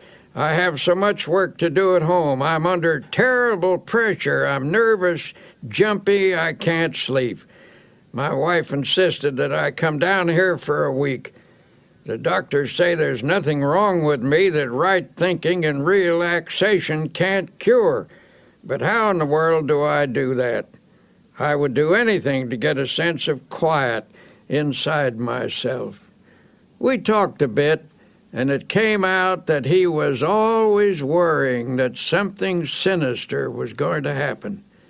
For years, he had lived in a constant state of apprehension about something happening to his wife or his children or his home. It was not difficult to analyze this case. His trouble rose from a double source, from childhood insecurities and from later guilty experiences. His mother had always felt that something was going to happen, and he absorbed her anxiety feelings. Later, he committed some sins, and his subconscious mind insisted upon self-punishment. As a result of this unhappy combination, he was now suffering from a highly inflamed state of nervousness. Finishing our conversation, I stood beside his chair a moment. There was no one near, so I rather hesitantly suggested, "Would you by any chance like me to pray with you?" He nodded, and I put my hand on his shoulder and prayed. Dear Jesus, as you healed people in the long ago and gave them peace, heal this man now. Give him fully of thy forgiveness and help him to forgive himself. Separate him from all his sins and let him know that you do not hold them against him. Set him entirely free from them. Then let thy peace flow into his mind, into his soul, and into his body. He looked up at me with a strange expression on his face and then turned away, for there were tears in his eyes. Months later, I ran into him in New York, and he said, "Something happened to me that day when you prayed for me. I felt a strange sense of quietness and peace." And he added, healing. This man now goes to church regularly and reads the Bible every day. He follows the laws of God and has a great deal of driving force. This is a healthy, happy man, for now he has peace in his heart and in his mind. If you are having trouble finding peace of mind, here are a few exercises. 1.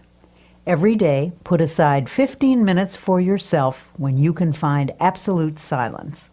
Go alone into a quiet place and sit or lie down. Think as little as possible. Allow the silence to open you up to feelings of harmony and beauty. 2.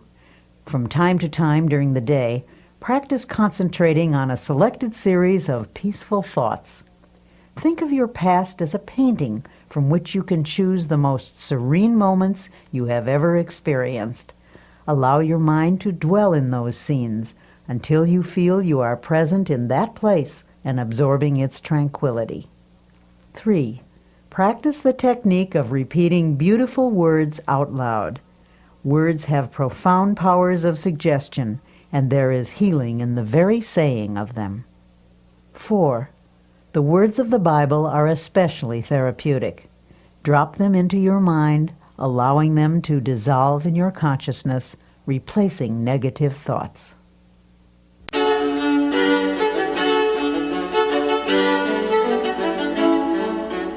When your daily pace is a frantic one, it's more important than ever to remember that peace of mind is essential to efficiency, no matter what you do. Dr. Peale's prescription for accomplishing more in your life is to relax for easy power through the healing properties of calmness and quiet. Do you ever fume and fret? Here is a picture of yourself if you do. The word fume means to boil up, to blow off, to be agitated. It conjures up images of someone who is seething and distraught. The word fret is equally descriptive. It is reminiscent of a sick child in the night, a petulant and irritating half-cry, half-whine. To fret is a term usually used when talking about children, but unfortunately it frequently describes the emotional reaction of many adults. The Bible advises us to fret not thyself. This is sound advice for people of our time. If we are to have power to live effectively, we just need to stop fuming and fretting and find instead real peace of mind. But how do you go about doing that? The first step is to reduce your pace, or at least the tempo of your pace.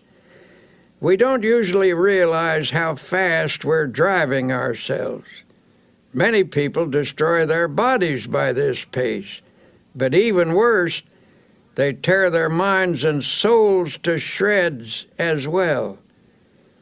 The pace at which we live is determined by our thinking habits. It's possible for someone to live a quiet, physical existence and yet maintain a fast tempo emotionally.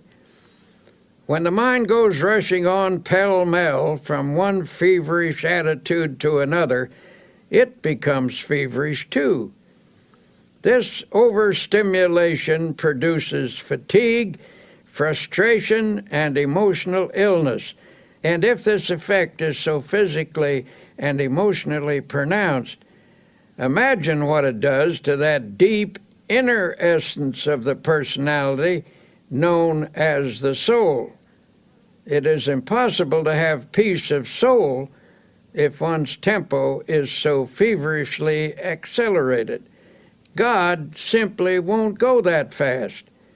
He will not endeavor to keep up with you. He says, in effect, go ahead if you must with this foolish pace, and when you are worn out, I will offer you my healing. But I can make your life rich if only you will slow down and live and move and have your being in me. You see, God moves imperturbably, slowly, and with perfect organization. The only wise rate at which to live is at God's rate. God gets things done, and they are done right, and he does them without hurrying. He neither fumes nor frets. He is peaceful and therefore very efficient.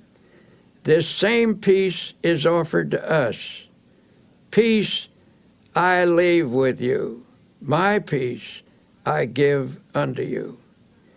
Sometimes I wonder if this generation isn't so accustomed to tension and noise that many aren't comfortable without it.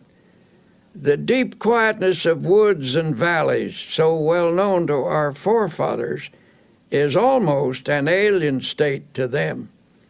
It seems that the tempo of their lives doesn't allow them to draw upon the marvelous sources of peace and quietness that the physical world offers. One summer afternoon, my wife and I went for a long walk in the woods. We were stopping at a beautiful lake mountain house, which is set in one of the finest natural parks in this country, 7,500 acres of virgin mountainside, in the middle of which is a lake that is set like a gem in the forest.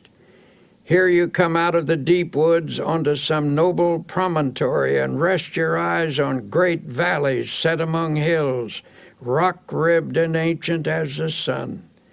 These woods, mountains, and valleys constitute what ought to be a sure retreat from every confusion in this world. On this afternoon as we walked, there was a mixture of summer showers and sunlit hours. We were drenched and started to fret about it a bit because it took the press out of our clothes.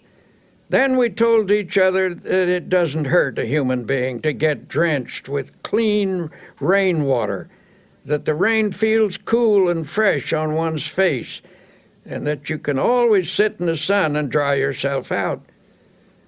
So we walked under the trees and talked, and then fell silent. We were listening deeply to the quietness. In a strict sense, the woods are never still. There is tremendous activity always in the process. But on this beautiful afternoon, nature's sounds were quiet, harmonious. Nature was laying its hand of healing quietness upon us, and we could actually feel the tension being drawn off. Just as we were falling under this spell, the faint sounds of something passing for music came to us. It was a nervous, high-strung music, so popular these days. And presently through the woods came 3 young people, and one of them was lugging a portable radio. They were 3 young city people out for a walk in the woods, and tragically enough were bringing their noise along with them. They were nice folk, too, for they stopped and we had a pleasant talk with them. It occurred to me to ask them to turn that thing off and listen to the music of the woods. But I didn't feel it was my business to instruct them, and finally they went on their way. We commented on the loss they were incurring, that they could pass through this peacefulness and not give ear to the music that is as old as the world, harmony and melody the like of which man has never equaled, the song of the wind through the trees, the sweet notes of birds singing their hearts out, the whole background of the music of the spheres. Remember the words of Jesus, "Come ye yourselves apart into a desert place and rest a while." Frequently enough, I've had to remind myself to practice this truth. But we must discipline ourselves to quietness if we expect its benefits in our lives. To help reduce the tension that seems to dominate people everywhere, you can start by reducing your pace. To do that, you will need to slow down and quiet down. Do not fume. Do not fret. Practice being peaceful. Practice the peace of God, which passeth all understanding. Then note the quiet sense of power that wells up within you. A physician gave some rather unusual advice to a patient of his, one of those aggressive, go-getter types of businessman. This man had been telling him that he takes his briefcase home with him every night, packed with important work that must get done right away. When the doctor asked if someone else couldn't help him with it, the man snapped, "Nope, I'm the only one who can do it. Everything depends on me." The doctor asked, "If I write a prescription, will you follow it?" This, believe it or not, was the prescription. His patient was to take off 2 hours every working day and go for a long walk. Then he was to take off a half day a week and spend that half day in a cemetery. In astonishment, the patient demanded, "Why should I spend a half day in a cemetery?"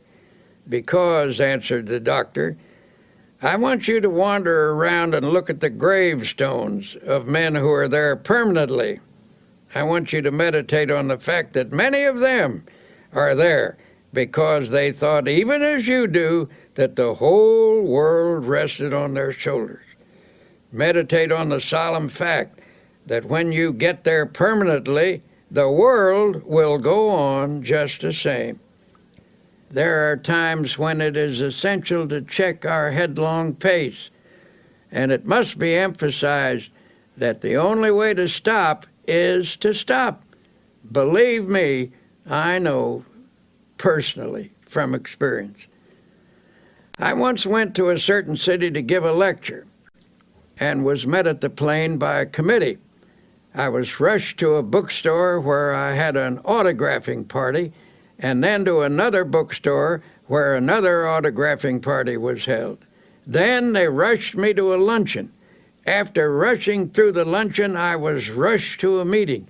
After the meeting, I was rushed back to the hotel, where I changed my clothes and was rushed back to a reception, where I met several hundred people and drank 3 glasses of fruit punch.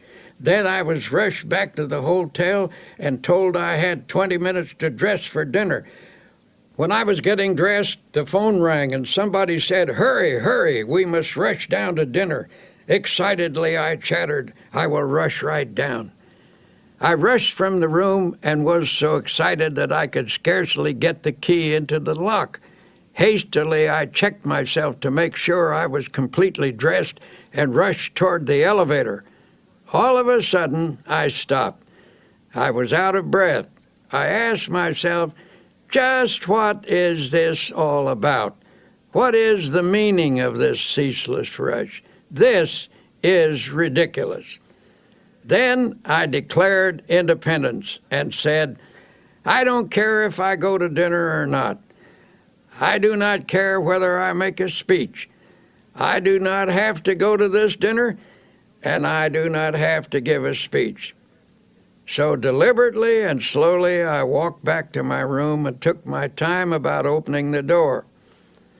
I telephoned the man downstairs and said, if you want to eat, go ahead. If you want to save a place for me, I will be down after a while when I'm good and ready. But I'm not going to rush anymore. So I removed my coat, sat down, took off my shoes, put my feet up on the table, and just sat. Then I opened the Bible and very slowly read aloud the 121st Psalm. I will lift up mine eyes unto the hills, from whence cometh my help.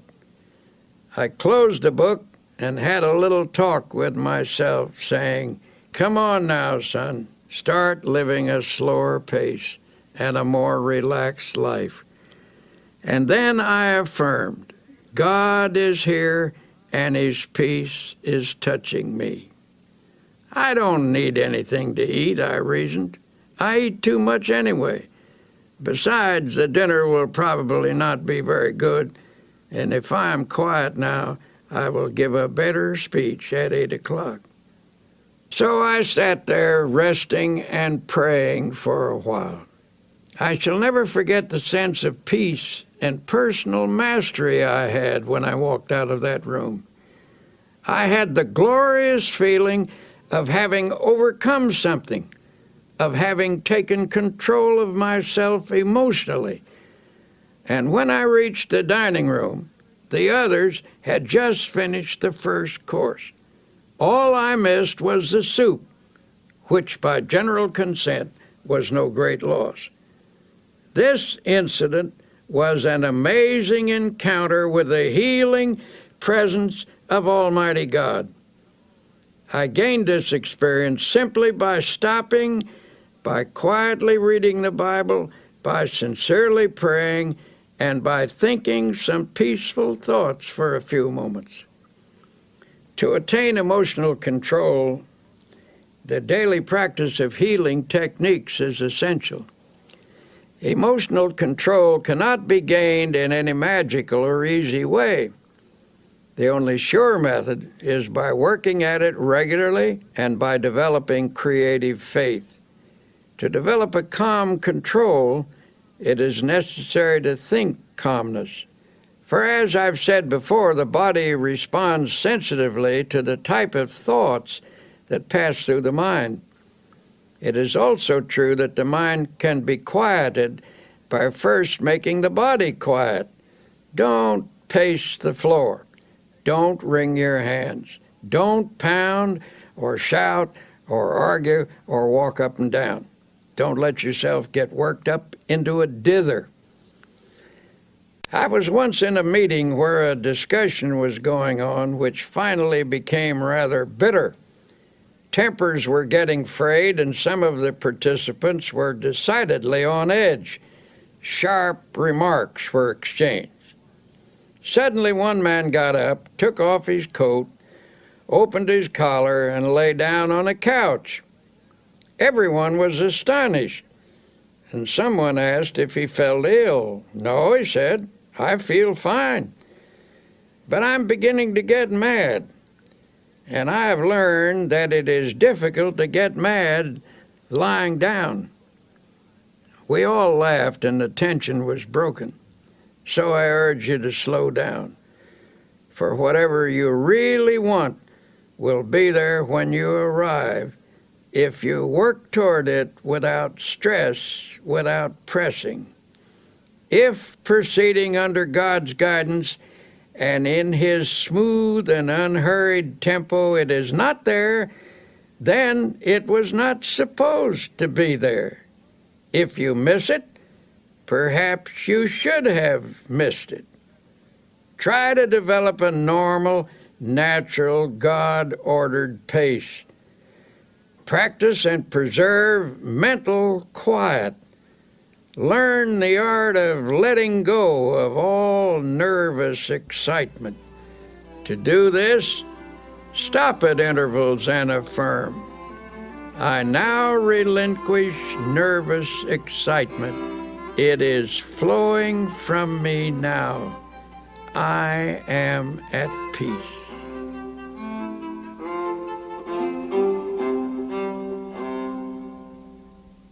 If you have a tendency to fume and fret, here are some exercises that can help you achieve a more peaceful inner tempo. 1. Sit relaxed in a chair. Yield yourself completely to the chair. Starting with your toes and proceeding to the top of your head, conceive of every part of your body as relaxing. Affirm this relaxed state by saying, my toes are relaxed, my fingers are relaxed, my facial muscles are relaxed, and so on. 2. Think of your mind as the surface of a lake in a storm, tossed by waves and whipped by the wind. Then imagine the waves subside and the surface placid and smooth. 3. Spend 2 or 3 minutes thinking of the most beautiful and peaceful scenes you have ever beheld. A mountain at sunset, for example, or a deep valley filled with the hush of early morning, or a woods at noonday, or moonlight upon rippling waters. In your memory, relive these scenes. 4. Make a mental list of times in your life when you've been conscious of God's watchful care. Recall how He brought things out right and took care of you when you were worried and anxious. Then recite aloud this line from an old hymn. So long thy power hath kept me, sure it still will lead me on. 5. Repeat the following quotation, which has a great power to relax and quiet the mind. Thou wilt keep him in perfect peace, whose mind is stayed on thee. Repeat this aloud if possible, so that by the end of the day you will have said it many times. Conceive of these words as active, vital substances that permeate your mind and send a healing balm to every area of your heart and mind.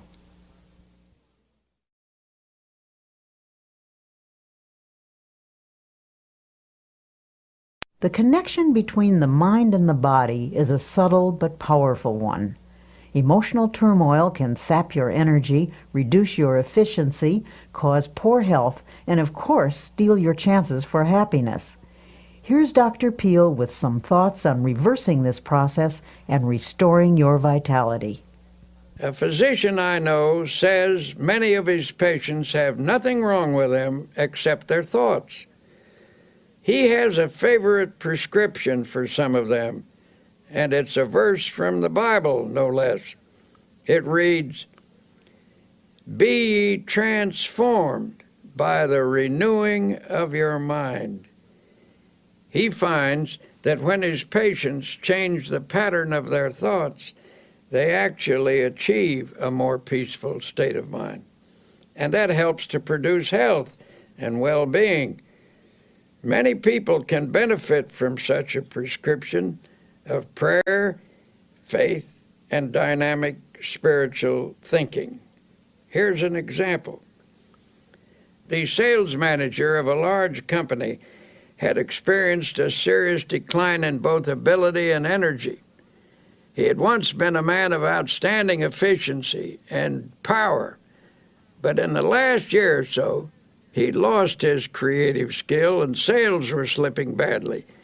2 vacations brought no improvement. This man's physician recommended to the company president that his patient come to our religio-psychiatric clinic for an interview.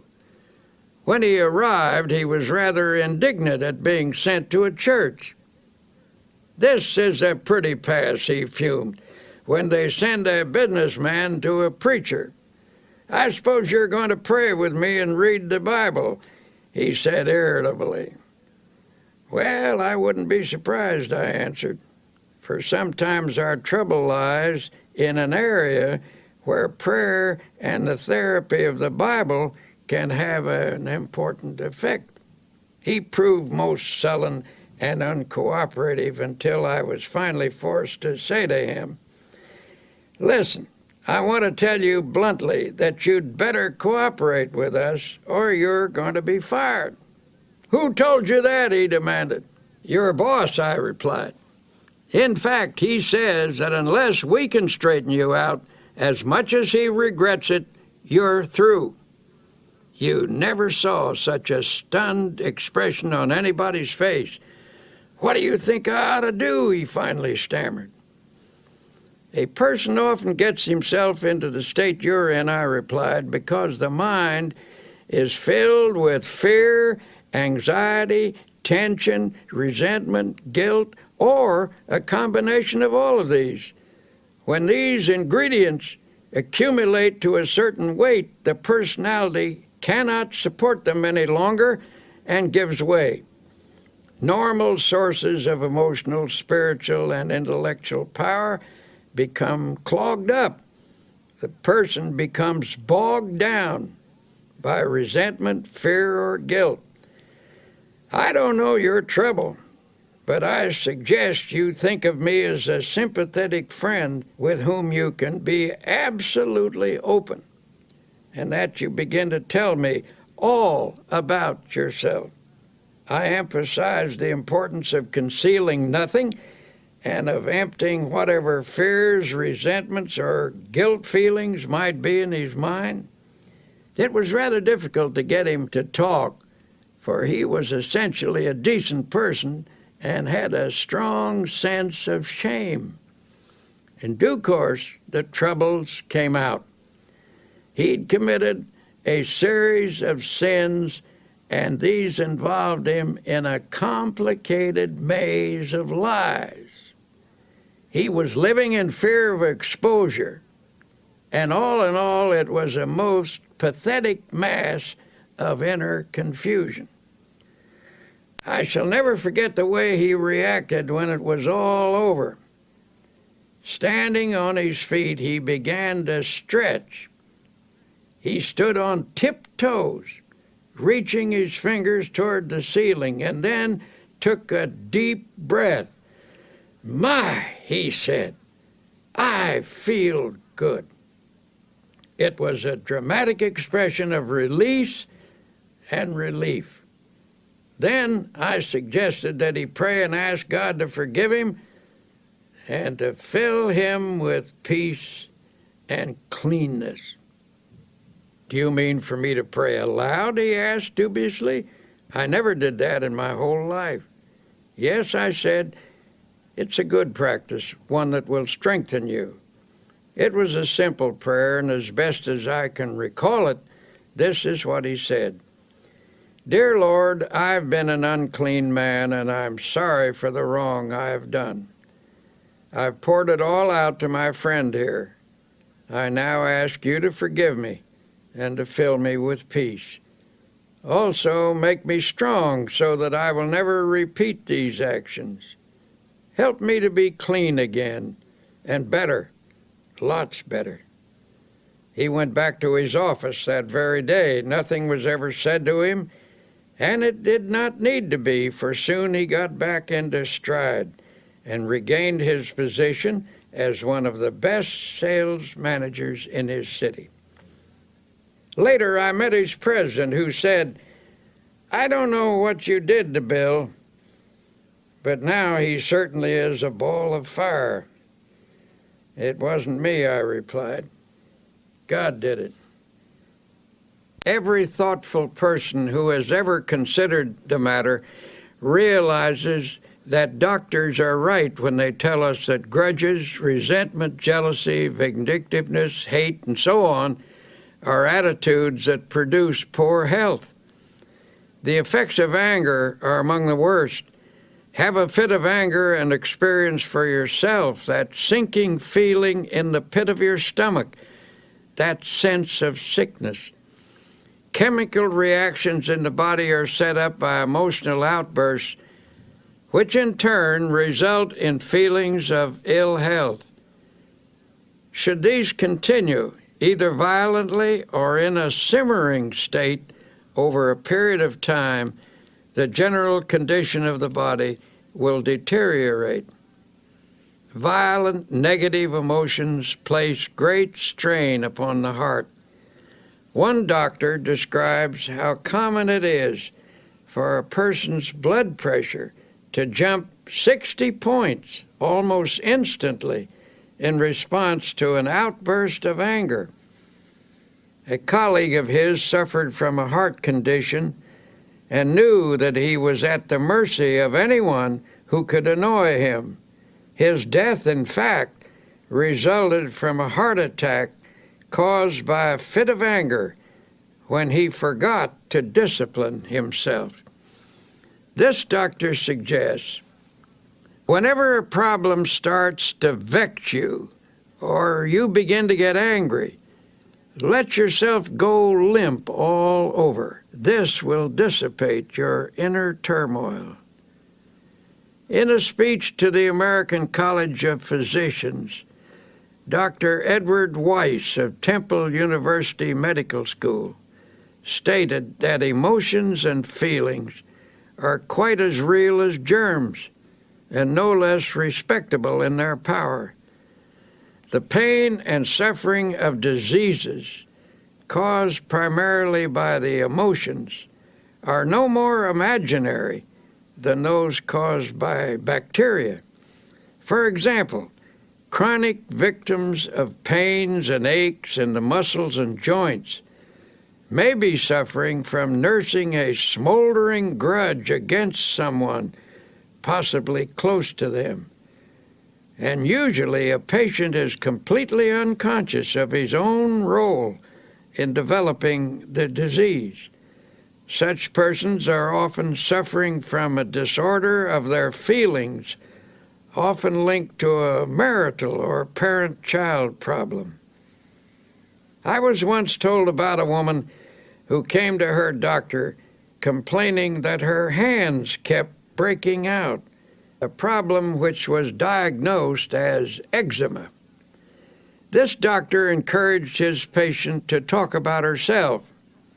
It turned out that she was a very rigid, unhappy person, and he encouraged her to see a psychiatrist for help. The psychiatrist saw at once that there was some irritating situation in her life that she was translating outwardly in the form of a skin rash. Thus, she was taking out on her own body the urge to scratch something or someone. The doctor finally put it to her bluntly. "What's eating you?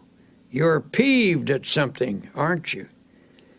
He reported that she stiffened up like a ramrod and marched right out of the office, so he knew he'd been on target. A few days later, she came back. Due to the agony of the eczema, she was ready to let him help her, even if it meant she had to give up a hatred. It turned out to be a family argument about a will.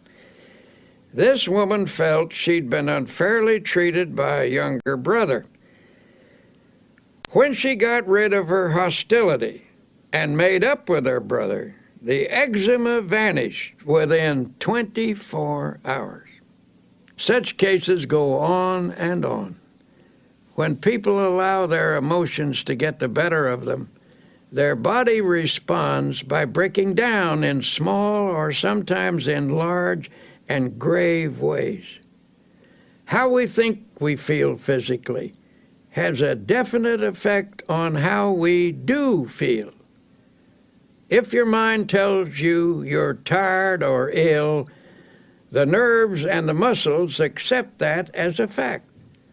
On the other hand, if you convince yourself that you feel refreshed and healthy, energy and well-being can also be generated. The body is designed to produce all the energy you need over an amazingly long period of time. To have good health, a person must take reasonable care of his body with proper diet, exercise, sleep, and so on. To complete the prescription, a well-balanced emotional life is also necessary. When body, mind, and spirit work harmoniously, energy is continuously replaced. The longer I live, the more I'm convinced that neither age nor circumstance needs to deprive us of energy and vitality. If you are feeling under par, I recommend that you do a very scrupulous self-analysis. Honestly, ask yourself if you're harboring any ill will or resentment or grudges, and if so, cast them out. Every day and every night of your life, these feelings eat away at you. Emotional ills sap your energy, reduce your efficiency, cause poor health, and of course, they steal your chances for happiness. And yet some people still think that when the Bible tells us not to hate or get angry, it is theoretical advice. The Bible is not theoretical. It is our greatest book of wisdom. It is filled with practical advice on living and on health. Since irritation, anger, hate, and resentment have such a powerful effect on our health, what is the antidote? Obviously, the solution is to fill the mind with attitudes of goodwill, forgiveness, faith, love, and an indomitable spirit. To get you started in conquering such negative emotions, here are some practical suggestions. 1. Remember that anger is an emotion, and an emotion is always warm, even hot. To reduce an emotion, cool it. We all know that when a person gets angry, hands clench, the voice rises stridently, muscles tense, the body becomes rigid. Physically, you become poised to fight with adrenaline shooting through your body. To counter this reaction, deliberately oppose the heat of this emotion with coolness. Freeze it out. Use your will to keep your hands from clenching by holding your fingers out straight. Deliberately reduce the tone of your voice. Bring it down to a whisper. Slump in a chair or even lie down if possible. Remember, it's difficult to argue in a whisper or even get mad while lying down. 2. At the moment, it may be a bit hard to pray, but try it anyway. At least conjure up a picture of God in your mind and try to think of Him angry as you are. You can't do it, and the effort will serve to puncture your hostility. 3. Instead of counting to 10 when you feel anger mounting, try the first 10 words of the Our Father. Our Father, who art in heaven, hallowed be thy name. Say that 10 times and your anger will lose its power over you. 4. Anger is an emotion which is sometimes the accumulation of many minor irritations. These irritations, each rather small, gather force as one is added to another, finally bursting forth in a fury. To dry up the tiny drops that feed the great river of anger, make a list of everything that irritates you, no matter how inconsequential it may seem. Then make each separate irritation a special object of prayer. Get a victory over each, one at a time. Instead of destroying all of your consolidated anger, use prayer to snip away at each annoyance that feeds it. 5. When a situation occurs in which your feelings are hurt, get it straightened out as quickly as possible. Don't brood over it. Do something about it. Don't allow yourself to sulk or indulge in self-pity or mope around with resentful thoughts. If your feelings are hurt, see if you can talk to the person you're having trouble with. Try to resolve the situation right away so the incident doesn't get distorted or out of proportion. Put some spiritual iodine on the hurt by saying a prayer of love and forgiveness. 6. Allow the grievance to drain out of your mind. Go to someone you trust and pour it out until not a vestige of it remains within you. Then forget it. 7. Pray for people who hurt your feelings. Continue this until you feel the malice fading away. You may have to pray for quite a while to get this result. 8. Say this little prayer. May the love of God fill my heart. Then add this line. May the love of God for that person who has hurt me flood my soul. Pray this and mean it. Take the advice of Jesus literally when he said to forgive 70 times 7. That comes to 490 times. Before you have forgiven a person that many times, you will be free of resentment.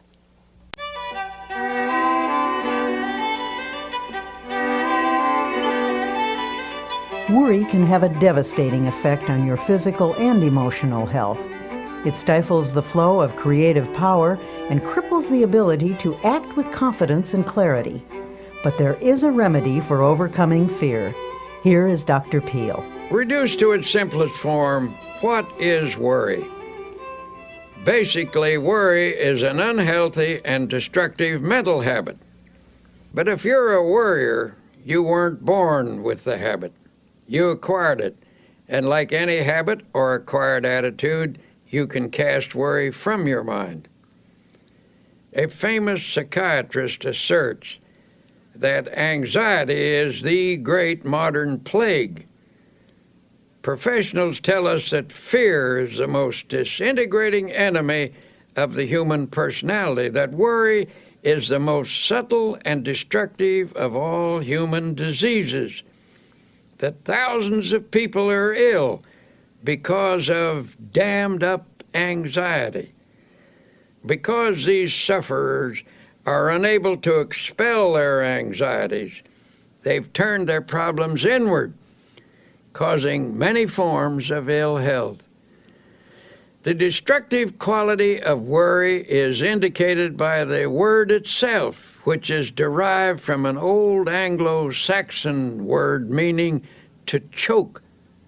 If someone were to put his fingers around your throat and press hard, cutting off the flow of air and blood, it would be a dramatic demonstration of what you do to yourself by long-held and habitual worry. The worrier, so it seems, is not likely to live as long as the person who learns to overcome his worries. A study of some 450 people who lived to be 100 years of age found that the following reasons contributed to their long and contented lives. 1, they kept busy. 2, they used moderation in all things. 3, they ate lightly and simply. 4, they got a great deal of fun out of life. 5, they were early to bed and early to rise. 6, they were free from worry and fear, especially the fear of death. 7, they had serene minds and faith in God. Have you ever heard a person say, "I'm almost sick with worry," and then add with a laugh, "But I guess worry never really makes you ill"? But that is where they are wrong. Worry can make you ill.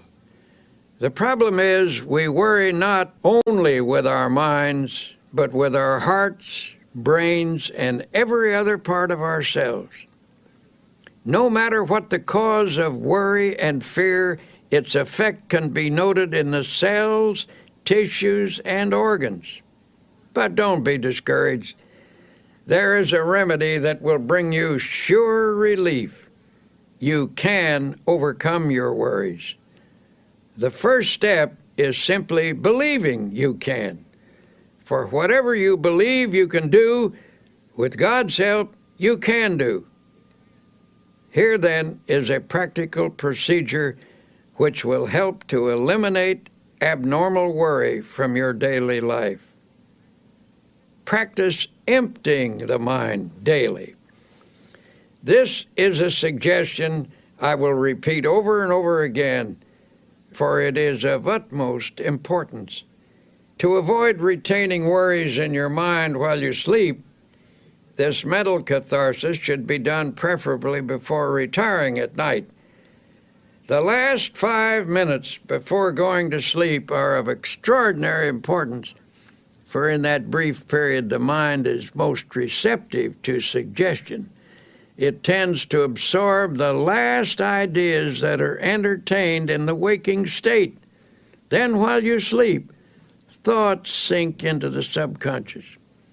This process of mind letting is important in overcoming worry because fearful thoughts can clog the mind and impede the flow of mental and spiritual power. But if such thoughts are eliminated daily, they will not accumulate. To help drain away these thoughts, you might use a process of creative imagination, in which you conceive of yourself as actually emptying your mind of all anxiety and fear. Think of the remarkable imaginative skill of small children. Watch how they respond to the game of kissing away a hurt. Imagination is not simply the use of fantasy. The word imagination comes from the idea of imaging, that is, creating images in our mind. Imagineering is the use of mental images to build factual results, and it is an astonishingly effective procedure. What you create with your imagination, whether it is an image of fear or of release from fear, may ultimately become a fact if it is held in your mind with sufficient faith. Here's one method you might use. Picture all your worry thoughts flowing out from you in the same way that water flows from a basin by removing the stopper. During this visualization, repeat the following affirmation. With God's help, I am now emptying my mind of all anxiety, all fear, all sense of insecurity. Repeat this slowly 5 times. Then add, I believe that my mind is now emptied of all anxiety, all fear, all sense of insecurity. Repeat the statement 5 times while holding a mental picture of your mind as being emptied. Then thank God for thus freeing you from fear, and then go to sleep. When you're beginning the curative process, use this method mid-morning and mid-afternoon as well as bedtime. Go into some quiet place for 5 minutes for this purpose. Do this faithfully, and you will soon know its beneficial results. In due course, this thinking will drive out worry. I cannot emphasize enough the importance of freeing your mind from worry and fear. Fear something over a long period of time, and there is a real possibility that you may actually help bring it to pass. The Bible contains a line which is one of the most terrible statements ever made, terrible in its truth. It's this, for the thing which I greatly feared is come upon me. Of course it will. For if you fear something continuously, you tend to create conditions in your mind that encourage its development. Faith is the one power against which fear cannot stand. Master faith, and you will automatically master fear. As the Bible also suggests, that which I have greatly believed has come upon me. In many different ways, the Bible tells us that if we have faith, nothing is impossible. So if you shift your mind from fear to faith, you will stop creating the object of your fear and will instead create the object of your faith. In the campaign against the worry habit, here's a useful strategy. The vast tree of worry which has grown up in your personality over long years can best be handled by making it as small as possible. First, snip off the little worries and expressions of worry. For example, reduce the number of worry words in your conversation. Words may be the result of worry, but they also create worry. When a worry thought comes to mind, immediately remove it with a faith expression. For example, instead of saying, "I'm worried that I will miss the train," put the worry out of your mind with a prayer and get started a little earlier. The less worrying you do, the more likely you are to be well organized, for the uncluttered mind is systematic and better able to regulate time. A friend of mine says that every morning before he gets up, he repeats the words, "I believe," 3 times. Thus, at the day's beginning, he conditions his mind to faith, and it never leaves him. His mind accepts the conviction that by faith he is going to overcome his problems and difficulties during the day. He starts the day with creative, positive thinking in his mind. He believes, and it is very hard to hold back the person who believes.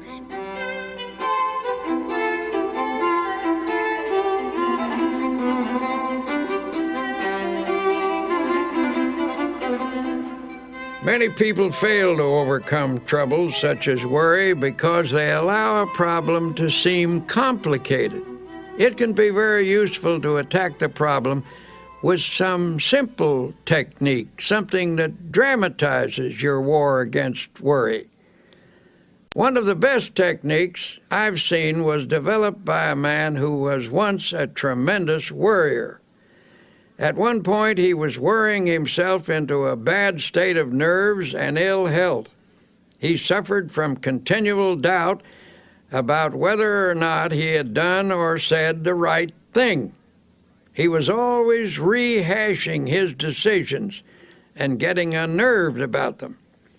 I suggested that he ought to work out some simple method that would help him drop the day completely when it was over and go ahead into the future.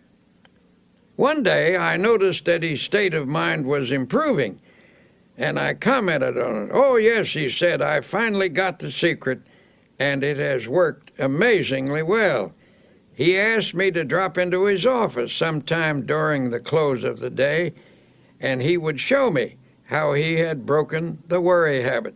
One evening I did, and he explained that he'd worked out a little ritual to perform every night before leaving his office.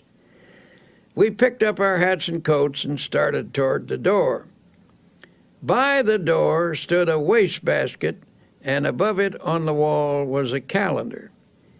You could see only one date at a time, and that date was in large print.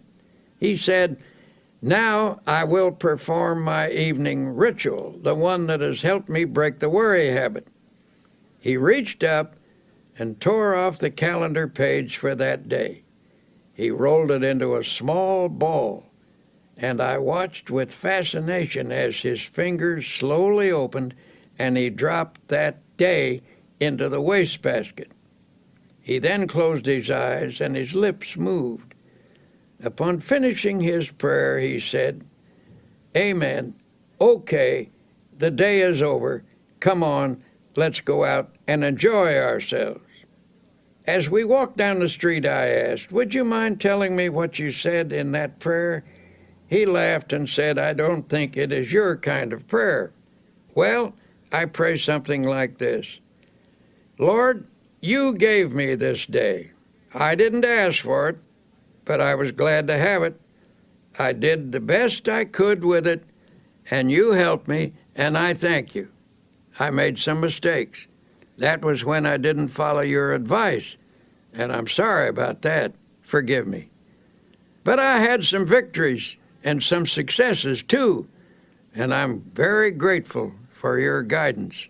But now, Lord, mistakes or successes, victories or defeats, the day is over, and I'm through with it. So I'm giving it back to you. Amen. Well, perhaps that isn't an orthodox prayer, but it certainly proved to be an effective one. He dramatized the finishing of the day, and he set his face to the future, expecting to do better tomorrow. When the day is over, God blacks it out by bringing down the curtain of night. This man cooperated with God's method, and his past mistakes and failures gradually lost their hold on him.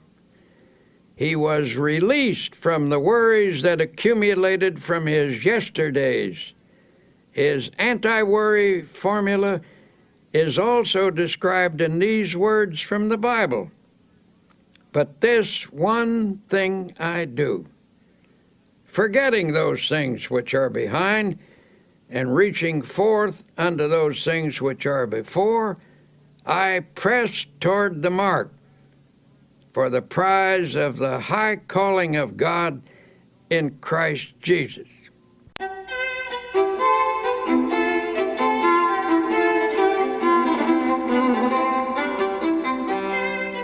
To help you break the worry habit, here are some practical suggestions you can start using right away. 1. Say to yourself, worry is a very bad mental habit. I can change any habit with God's help. 2. You can become free of worry by practicing the opposite and stronger habit of faith.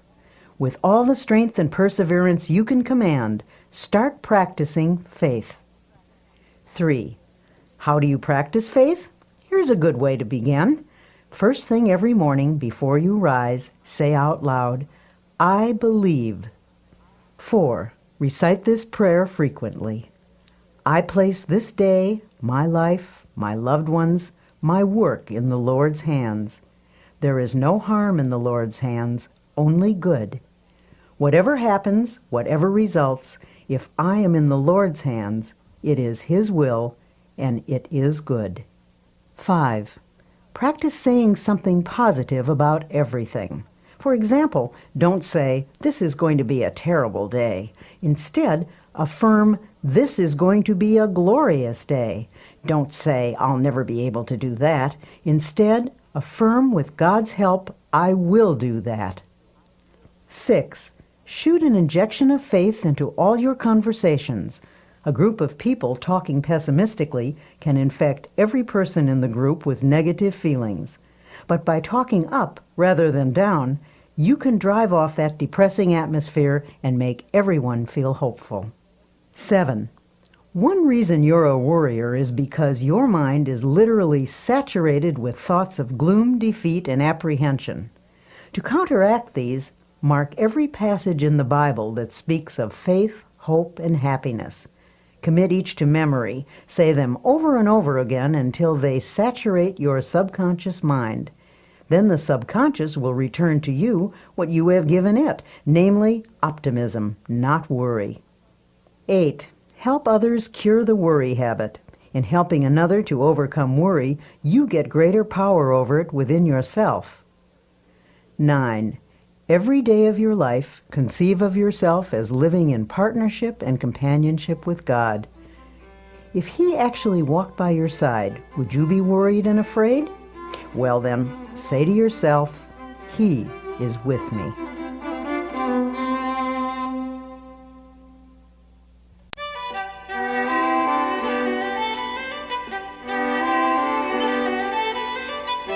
For most people, happiness is perhaps the most precious commodity in the world, and yet, all too often, it eludes us. In this segment called Create Your Own Happiness, you'll discover why happiness is really a state of mind. Once I met a man who absolutely bubbled over with radiant happiness. When I asked him his secret, he said, "Why, it's just as plain as the nose on your face.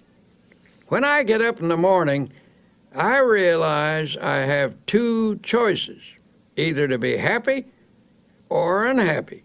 And what do you think I do? I just choose to be happy, and that's all there is to it." Now, that may seem a superficial response, But I recall that Abraham Lincoln, who nobody could accuse of being superficial, said that people were just about as happy as they made their minds up to be. Perhaps the easiest thing in the world to find is a way of being unhappy. Just choose unhappiness. Go around telling yourself that things aren't going well, that nothing is satisfactory, and you can be quite sure of being unhappy. But say to yourself, things are going nicely, life is good, I choose happiness, and you can be quite sure of having your choice. Children are much more adept at finding happiness than most adults. The adult who can carry the spirit of a child into middle and old age is a kind of genius, for he will preserve the truly happy spirit with which God endows the young. The subtlety of Jesus Christ is remarkable, for he tells us that the way to live in this world is to have a childlike heart and mind. In other words, never get old or dull or jaded in spirit. Don't become super sophisticated. A 9-year-old was asked what makes her happy. She listed her playmates, her school, her church, and her family. That list incorporates all the elements that are important in adult life, too. Your friends and associates, your work, your place of worship, and the home circle where you find love. There you have happiness in a nutshell. And the happiest time of your life is in relation to those factors. Here are a few other things that some boys and girls said made them happy. Street lights reflected on a river, smoke rising from a chimney, the moon in the clouds, red velvet, a swallow flying, water being cut at the bow of a boat, a fast train rushing, a builder's crane lifting something heavy, looking into deep, clear water. There is something of the most sublime element of the universe expressed in these things. To become a happy person, have eyes that see romance in the commonplace, a child's heart, a clean soul, and spiritual simplicity. Unfortunately for many people, unhappiness is their most frequent state of mind. But since a fundamental desire of every human being is for that state of existence called happiness, something should be done about all this misery. So many real problems are created by life itself, difficulties over which we have little or no control. It is simply foolish to further create our own. But the truth is, by our thoughts and attitudes, we distill out of the ingredients of life either happiness or unhappiness for ourselves. We can manufacture unhappiness simply by our thinking. We do this, for example, when we habitually take on negative attitudes, such as, everything is going to turn out badly, or other people are always getting what they don't deserve, or how come I never get what I want. Unhappiness is further increased when we saturate our minds with resentment, hate, fear, and worry. Well then, if we ourselves create such a large proportion of our unhappiness, how can we produce happiness instead? An incident from one of my railroad journeys may suggest an answer. One morning, a half dozen of us were shaving in the men's lounge. As always in such close quarters after a night on a train, This group of strangers was not disposed to be cheerful. There was little conversation, and that little was mostly mumbled. Then a man came in wearing a broad smile. He greeted us all with a bright good morning, but received rather unenthusiastic grunts in return. As he went about his shaving, he was humming a happy little tune. It got a bit on the nerves of some of the men, and finally one said rather sarcastically, "You certainly seem to be happy this morning. Why all the cheer?" "Yes," the man answered. "As a matter of fact, I am happy. I do feel cheerful." Then he added, "I make it a habit to be happy." That's all he said. But that simple statement is really quite profound. For happiness depends, to an important degree, upon the habit of mind we cultivate. The book of Proverbs, that collection of wise sayings, puts it in another way. He that is of a merry heart hath a continual feast. Out of the happiness habit comes a happy life. And because we can cultivate a habit, we therefore have the power to create our own happiness. To develop the happiness habit, make a mental list of pleasant thoughts and pass them through your mind several times a day. If an unpleasant thought should enter your mind, immediately stop, consciously reject it, and substitute a pleasant thought. Every morning before rising, lie relaxed in bed for a few minutes. Let pictures of each happy experience you expect to have during the day pass across your mind. Savor their joy. Such thinking will help cause events to turn out that way. Do not affirm that things will not go well that day. By merely saying that, you can actually help to make it so. You will draw to yourself every factor, large and small, that will contribute to unhappy conditions. As a result, you will find yourself asking, why does everything go badly for me? What's the matter with everything? Tomorrow, try this plan instead. When you rise, say out loud 3 times this one sentence. This is the day which the Lord hath made. I will rejoice and be glad in it. Repeat it in a strong, clear voice with positive tone and emphasis. The statement, of course, is from the Bible, and it is a good cure for unhappiness. While dressing or shaving or getting breakfast, you might also say aloud a few such remarks as, I believe this is going to be a wonderful day. I believe I can successfully handle all the problems that will arise. I feel good physically, mentally, emotionally. I am grateful for all that I have had, for all that I now have, and all that I shall have. Things are not going to fall apart because God is here, and He is with me, and He will see me through. I thank God for every good thing.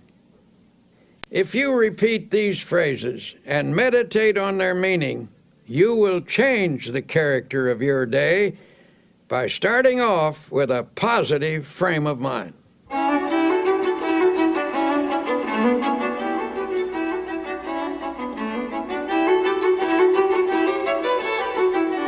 And yet it is not enough to practice even such important techniques as these unless throughout the day you also base your actions upon fundamental principles of happy living. One of the most simple and basic of such principles is that of human love and goodwill. One man who truly knew happiness was a friend of mine named Ralston Young, who was once famous as Red Cap number 42 in New York City's Grand Central Station. This man carried bags for a living, but his real job was living the spirit of Christ. As he carried a person's suitcase, he tried to share a little Christian fellowship. He carefully watched a customer to see if there was any way he could give them more courage and hope. One day he was asked to take an elderly lady down to her train. As he wheeled her into an elevator, he noticed there were tears in her eyes. He asked the Lord how he could help her, and the Lord gave him an idea. As he wheeled her off the elevator, he said with a smile, "Ma'am, if you don't mind my saying so, that is a mighty pretty hat you're wearing." She looked up at him and said, "Why, thank you. And I might add," he said, "that sure is a pretty dress you have on. I like it so much." This appealed to her, and despite the fact that she wasn't feeling well, she brightened up and asked, "Why in the world did you say those nice things to me? It's very thoughtful of you." "Well," he said, "I saw how unhappy you were. I saw that you were crying, and I just asked the Lord how I could help you. The Lord said, speak to her about her hat. The dress," he added, "was my own idea." When he asked her if she didn't feel well, she told him that she was in constant pain. She asked him, "Do you by any chance know what it means to be in pain all the time?" Ralston had an answer. "Yes, ma'am, I do. A long time ago I lost an eye, and it hurt like a hot iron day and night. But," she said, "you seem to be happy now. How did you do it?" By this time he had her in her seat in the train, and he said, "Prayer, ma'am, just by prayer." Softly she asked, "Does prayer, just prayer, take your pain away?" "Well," answered Ralston, "perhaps it doesn't always take it away. I can't say that it does, but it always helps to overcome it so it doesn't seem like it hurts so much. Just keep on praying, ma'am, and I'll pray for you too." Her tears were dried now, and she looked up at him with a smile, took him by the hand, and said, "You've done me so much good." A year passed, and one night at the station a young woman came to see Ralston. She said, "I bring you a message from the dead. Before she died, my mother told me to find you and to tell you how much you helped her last year when you took her to the train in her wheelchair. She will always remember you, even in eternity, for you were so kind and loving and understanding." Then the young woman burst into tears and sobbed in her grief. Ralston stood quietly watching her. Then he said, "Don't cry, Missy. Don't cry. You shouldn't cry. Give a prayer of thanksgiving instead." She was surprised by this response, and Ralston went on, "Why, because many people have become orphans much younger than you. You had your mother a long, long time, and besides, you still have her. You will see her again. She is near to you now, and she always will be near to you. Maybe she is with us right now, the two of us, as we talk." The sobs ended, and the tears dried. Ralston's kindness had the same effect on the daughter as it had on the mother. In this huge station with thousands of people passing by, the two of them felt the presence of the Divine One, he who inspired this red cap to go around in this way, spreading love. As Tolstoy said, "Where love is, God is." And we might add, where God and love are, there is happiness. So a fundamental principle in creating happiness is just to practice love. In my travels about the country, I have been fortunate to encounter an increasing number of genuinely happy individuals. These are people who have been practicing the kinds of techniques I am describing to you. Recently, after finishing a lecture, a big, strapping, fine-looking man invited me to a party. Well, I must admit, from the way he described it, it didn't sound at all like my kind of party. I was hesitant, afraid I might cramp everyone's style, so I began to make excuses. "Oh, don't worry," he said. "This is your kind of party. You'll get the kick of your life out of it." So I went along with my buoyant friend, and he introduced me to a large group of joyous and exuberant people. I looked around for a bar, but there wasn't any. When I remarked that these people must have stopped somewhere before coming here, my host was shocked. "Stopped somewhere? Why, don't you understand? These people have got the spirit all right, but not the kind of spirit you're thinking of. I'm surprised at you. Don't you realize what makes this crowd happy? It's so simple. They've found God as a living, vital, honest-to-goodness reality. Yes, they've got the spirit all right, but it isn't the kind that you get out of a bottle. They've got the spirit in their hearts." Then I saw what he meant. This wasn't a crowd of pious, stodgy people. Some were leaders of that town, business people, lawyers, doctors, teachers, and a lot of simpler folk besides. And they were having a wonderful time, talking about God, and doing it in the most natural manner imaginable. They were telling one another about the changes that had occurred in their lives through spiritual power. Those who have the naive notion that you can't laugh and be light-hearted when you're religious should have been in on that party. Well, I left that evening with a Bible verse running through my mind. "In him was life, and the life was the light of men." That was the light that I saw on the faces of those happy people, an inner light reflected outwardly on their faces. And it came from an effervescent spiritual something that they had taken into themselves. Life means vitality, and these people obviously were getting their vitality from God.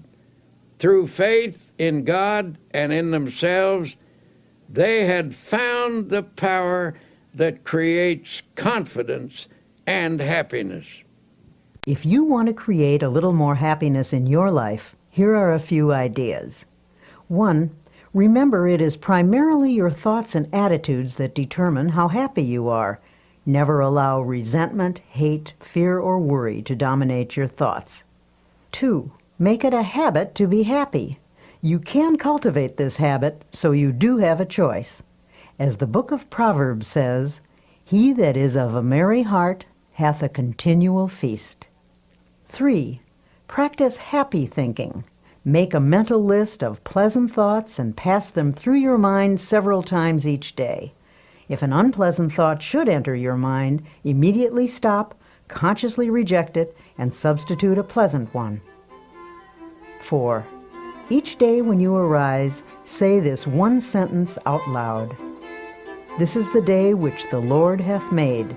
I will rejoice and be glad in it."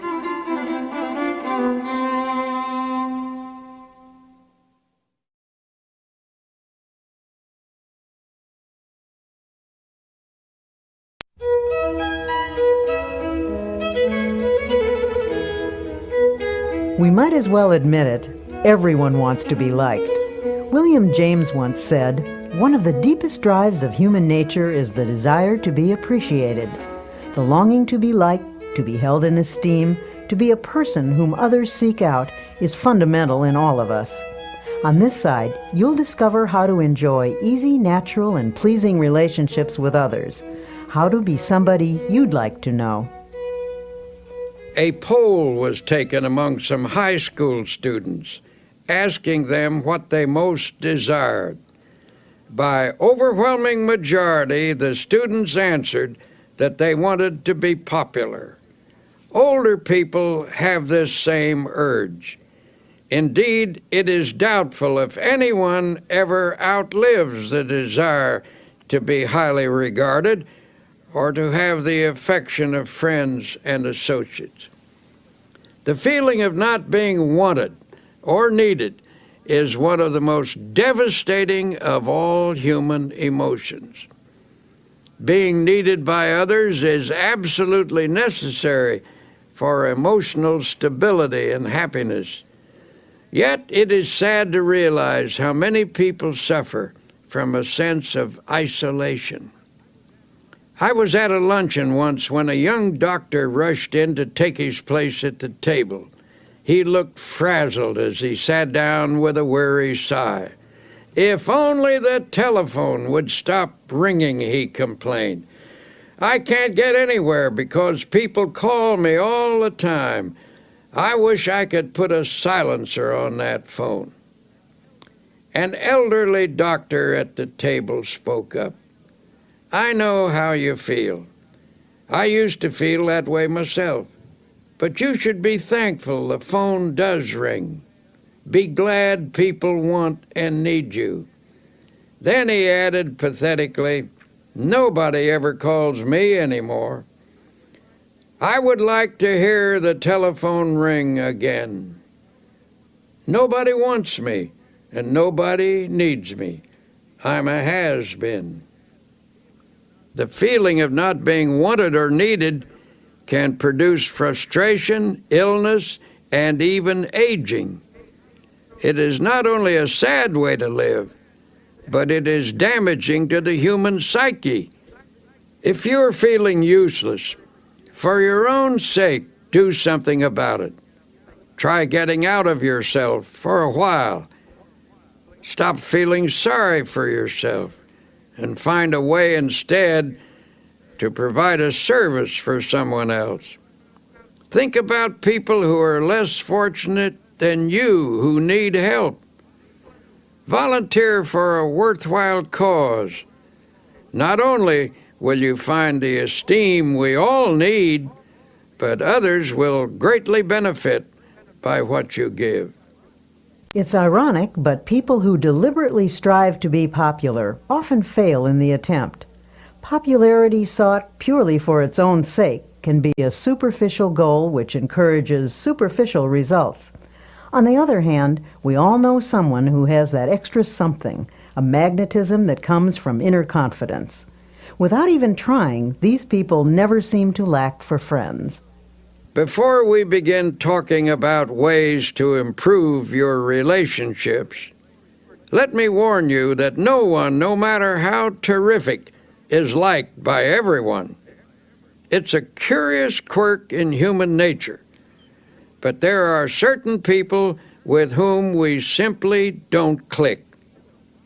Even the Bible recognizes this fact about human nature, for it says, "If it be possible, as much as lieth in you, live peaceably with all men."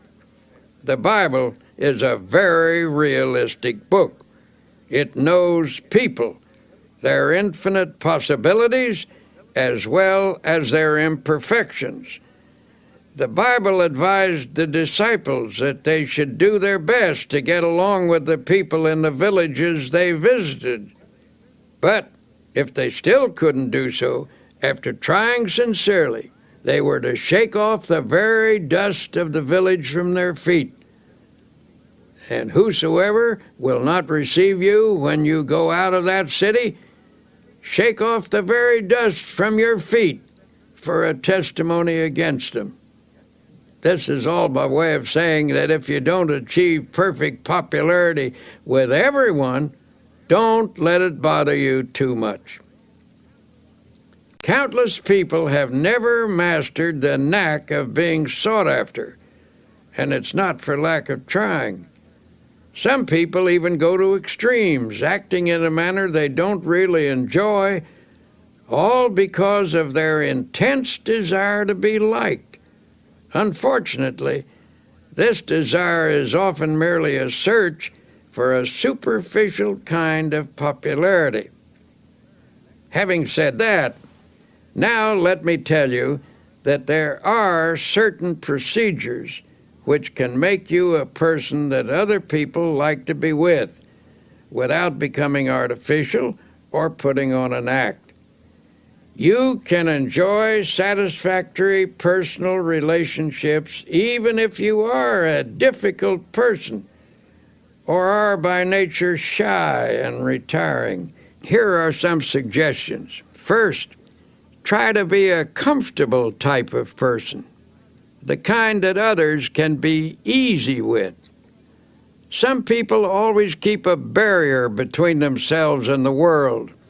It's a strain just to be with them. A stiff, unresponsive individual never quite meshes into a group. It's hard to know what they're feeling or how they're going to react. They make you feel a little uneasy. But a comfortable kind of person is easygoing and natural. They have a pleasant, kindly, genial way about them. Being with them is a bit like wearing an old hat or an old pair of shoes. It is important to try to be natural. Someone who is easy to be with usually has a big soul quality about them. Little people, those who are overly concerned about their place or position, are often stiff and easily offended. Although there are many characteristics that contribute to a likable personality, there is one basic trait that surpasses all others. That is a sincere and forthright interest in and love for people. If you're having trouble with relationships, perhaps you should look for elements in your personality that cause strain when you're with others. Don't automatically assume that other people don't like you because of something wrong with them. Perhaps the trouble is within yourself. Finding and eliminating such problems requires scrupulous honesty and may also involve the help of a professional counselor. The scratchy elements of your personality may be qualities you've acquired over the years. Perhaps you assumed them as a defense, or they may be the result of attitudes developed in your younger days. Regardless of their origin, they can be eliminated. A man once came to us seeking help for problems with personal relationships. He was about 35 years old, and such an appealing-looking man it seemed surprising that people shouldn't like him. Yet he proceeded to outline an unhappy set of circumstances to illustrate his dismal failure with people. "I do my best," he said. "I've tried to put into practice the rules I've been taught about getting along with people, but I get nowhere with the effort. People just don't like me." After talking with him, the trouble became apparent. His manner of speech conveyed a persistently critical attitude. This attitude was thinly veiled, but still it was there. He had an unattractive way of pursing his lips, which indicated a kind of primness or reproof for everybody, as if he felt just a bit superior and disdainful. "Isn't there some way to change myself so people will like me?" he demanded. "Isn't there some way I can stop unconsciously rubbing people the wrong way?" The young man was decidedly self-centered and egotistical. The person he really liked was himself. Every statement, every attitude was unconsciously measured in terms of how it made him look.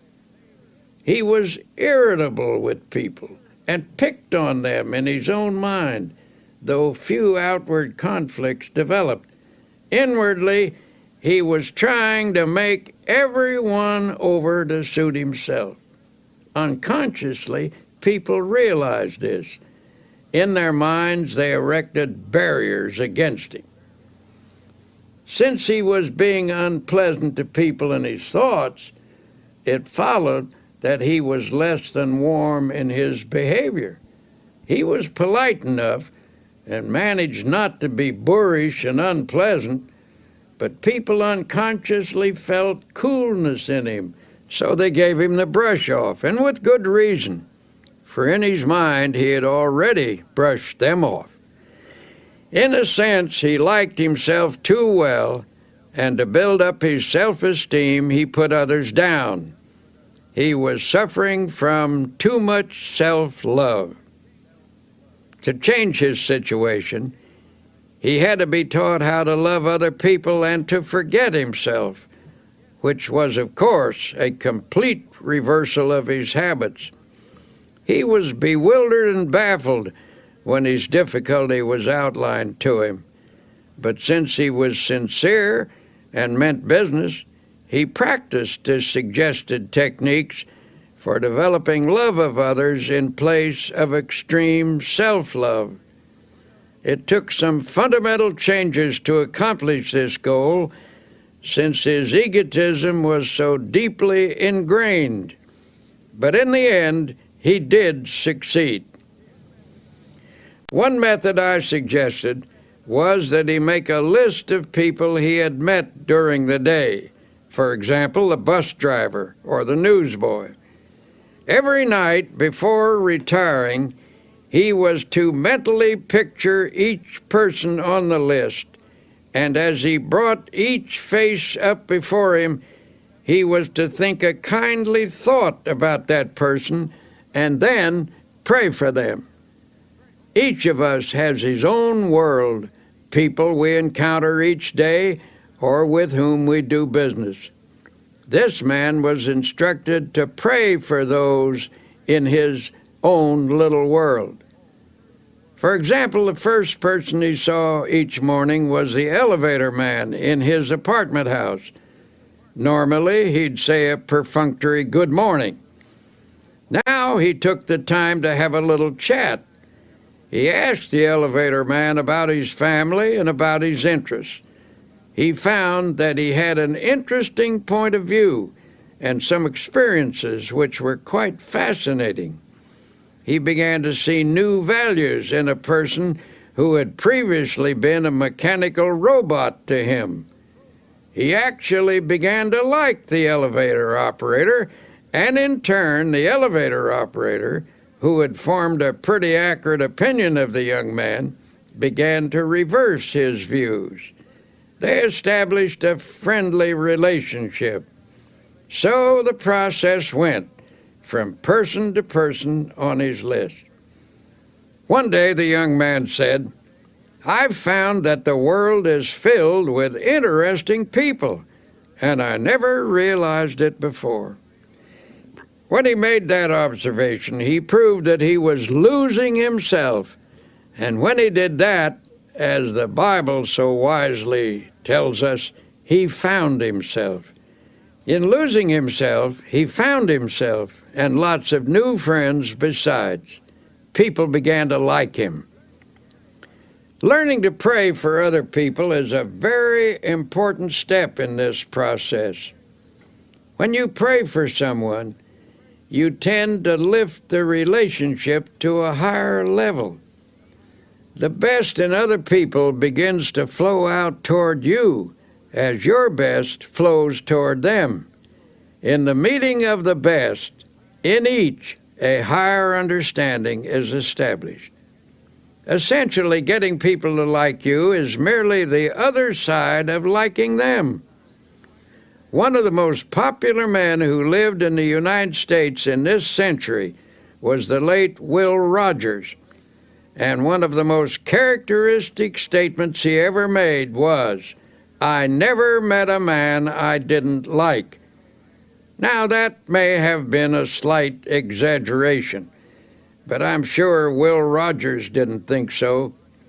That is truly the way he felt about people, and as a result, people opened up to him like flowers to the sun. Another important way to get people to like you is to practice building up their ego. Everyone has a normal desire for feelings of self-importance.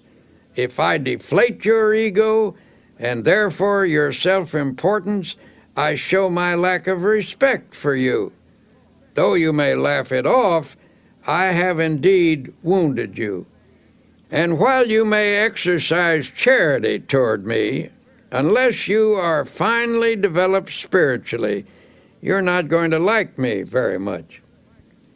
On the other hand, if I elevate your self-respect and contribute to your feelings of personal worth, I am showing high esteem for your ego. I have helped you to be your best self, and in return, you appreciate my efforts. You are grateful to me. You like me for it. Almost anyone that you help to build up and become a better person will give you his devotion. Build up as many people as you can, but do it sincerely and unselfishly. Do it because you like them and because you recognize their potential. If you do good for people, affection and esteem will flow back to you. Best of all, you will never lack for friends. The basic principles for getting people to like you are simple. Here are 10 practical exercises to help you become someone that you'd like to know. 1. A person's name is very important. When you meet someone, try to remember their name. If you don't, they may feel you're not very interested in them. 2. Be the comfortable sort of person with whom others feel relaxed. Try to make them feel at home with you. 3. Acquire that quality of relaxed easygoingness so that everyday irritations don't ruffle you. 4. Don't be egotistical. Guard against giving the impression that you know it all. 5. Try to be an interesting person. Cultivate interests to keep your mind alive. People enjoy being with someone who is stimulating. 6. Get those scratchy elements out of your personality. If you suspect there may be bothersome traits you're not aware of, get a friend or perhaps a professional to help you. 7. Attempt to heal the misunderstandings you've had with others. Sincerely drain off your grievances. 8. Practice liking people until it comes naturally to you. 9. Never miss an opportunity to say a word of congratulations upon someone's achievement or express sympathy for their sorrow or disappointment. 10. Strengthen your spiritual life. Then offer strength to others that will help them meet life more effectively. Give strength to people, and they will give affection to you.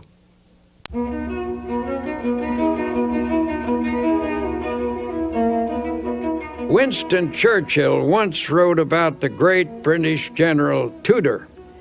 He commanded a division of the British Fifth Army, which faced the powerful German assault in March 1918. The odds were heavily against him, but General Tudor knew how to meet an apparently immovable and undefeatable obstacle. His method was simple. He merely stood and let the obstacle break on him, and he in turn broke the obstacle. Now here is what Churchill said about General Tudor. The impression I had of Tudor was of an iron peg hammered into the frozen ground, immovable. General Tudor knew how to stand up to an obstacle. Just stand up to it, that's all. Don't whine or complain about it. Don't give way under it. Stand up to it, and it will finally break. You will break it. Something has to break, and it won't be you. It will be the obstacle. People who cringe in front of their challenges not only trip themselves up, but they can often affect a whole team or organization. People like the obstacle man, for example. Here's his story. This obstacle man worked in a large creative organization. He received this name because no matter what suggestion was advanced, his mind instantly latched onto all the possible obstacles in connection with it. One day, the directors of his firm were considering a project which involved considerable expense and some definite hazards, as well as possibilities for success. In a discussion of the venture, the obstacle man would frequently say, "Just a moment, let's consider the obstacles involved." Now, present at this meeting was another man who said very little, but who was greatly respected by his colleagues for his ability and achievements. After listening to the obstacle man's litany of objections, he finally asked, "Why do you constantly emphasize the obstacles in this proposition instead of the possibilities?" The obstacle man responded, "To be intelligent, one must always be realistic, and it is a fact that there are definite problems with this project. What attitude would you take toward these obstacles, may I ask?" The other man unhesitatingly replied, "What attitude would I take toward these obstacles? Why, I would just remove them, that's all, and then I would forget them." "But," said the obstacle man, "that's easier said than done. You say you would remove them and forget them. May I ask if you have any technique for doing this that the rest of us have never discovered?" A slow smile came over the face of the other man as he said, "Son, I've spent my entire life removing obstacles, and I never saw one yet that couldn't be removed, provided you had enough faith and guts and were willing to work. Since you want to know how it's done, I'll show you." He then reached into his pocket and took a card out of his wallet. He shoved the card across the table and said, "There, read that. That's my formula. And don't give me a song and dance about how it won't work either. I know better from experience." The obstacle man picked up the card and with a strange look on his face read the words to himself. "Read them out loud," urged the other man. In a slow, dubious voice he read, "I can do all things through Christ who strengthens me."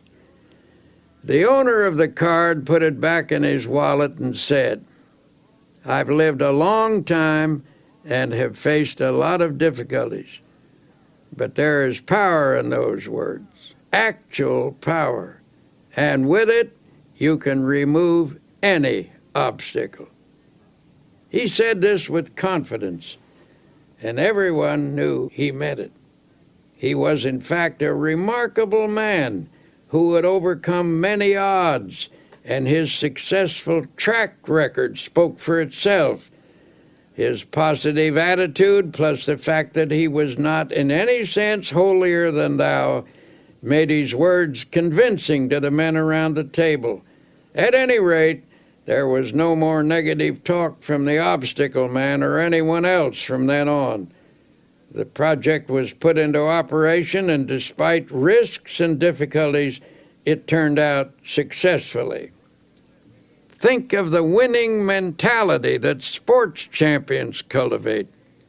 When a game seems to be going against them, they can't let discouragement creep in.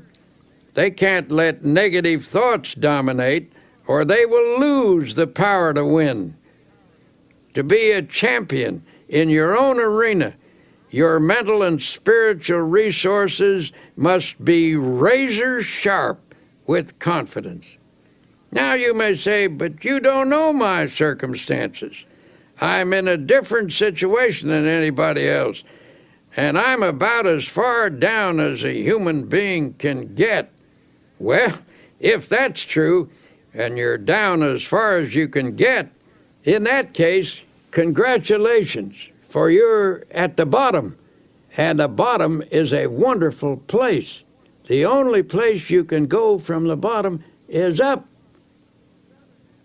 On the other hand, it's hard to say you're in a situation that no one has ever encountered before.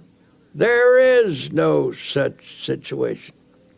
Practically speaking, there are only a few human stories, and they've all been enacted before. This is a fact we must never forget. There are people in this world who have overcome every conceivable difficulty, even the most hopeless, even the one in which you now find yourself. There is always a way out. A wise old man was once asked how he overcame the many difficulties of his life. How do I get through a trouble? Well, first I try to go around it. And if I can't go around it, I try to get under it. And if I can't get under it, I try to go over it. And if I can't go over it, I just plow right through it. Then he added, God and I plow right through it together.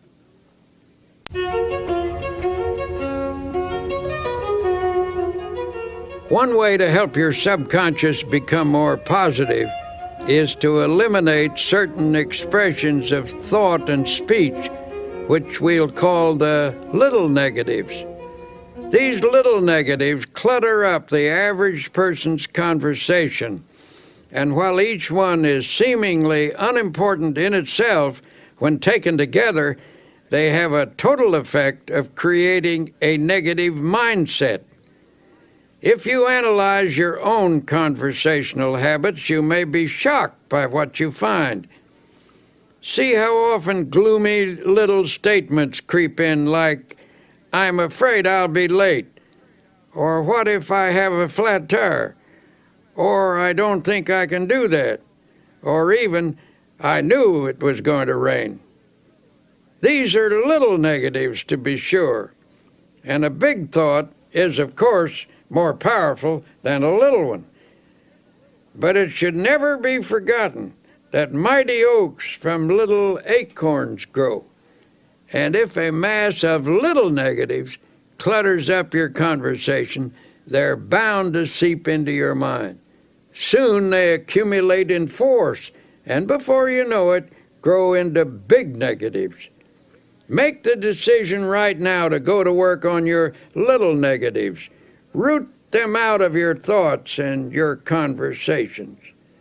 The best way to do this is to say a positive word about everything. When you keep asserting that things are going to work out well, that you can do the job, that you will not have a flat tire, that you will get there on time, you invoke the law of positive effects. You will find that good results do occur. Things do turn out well.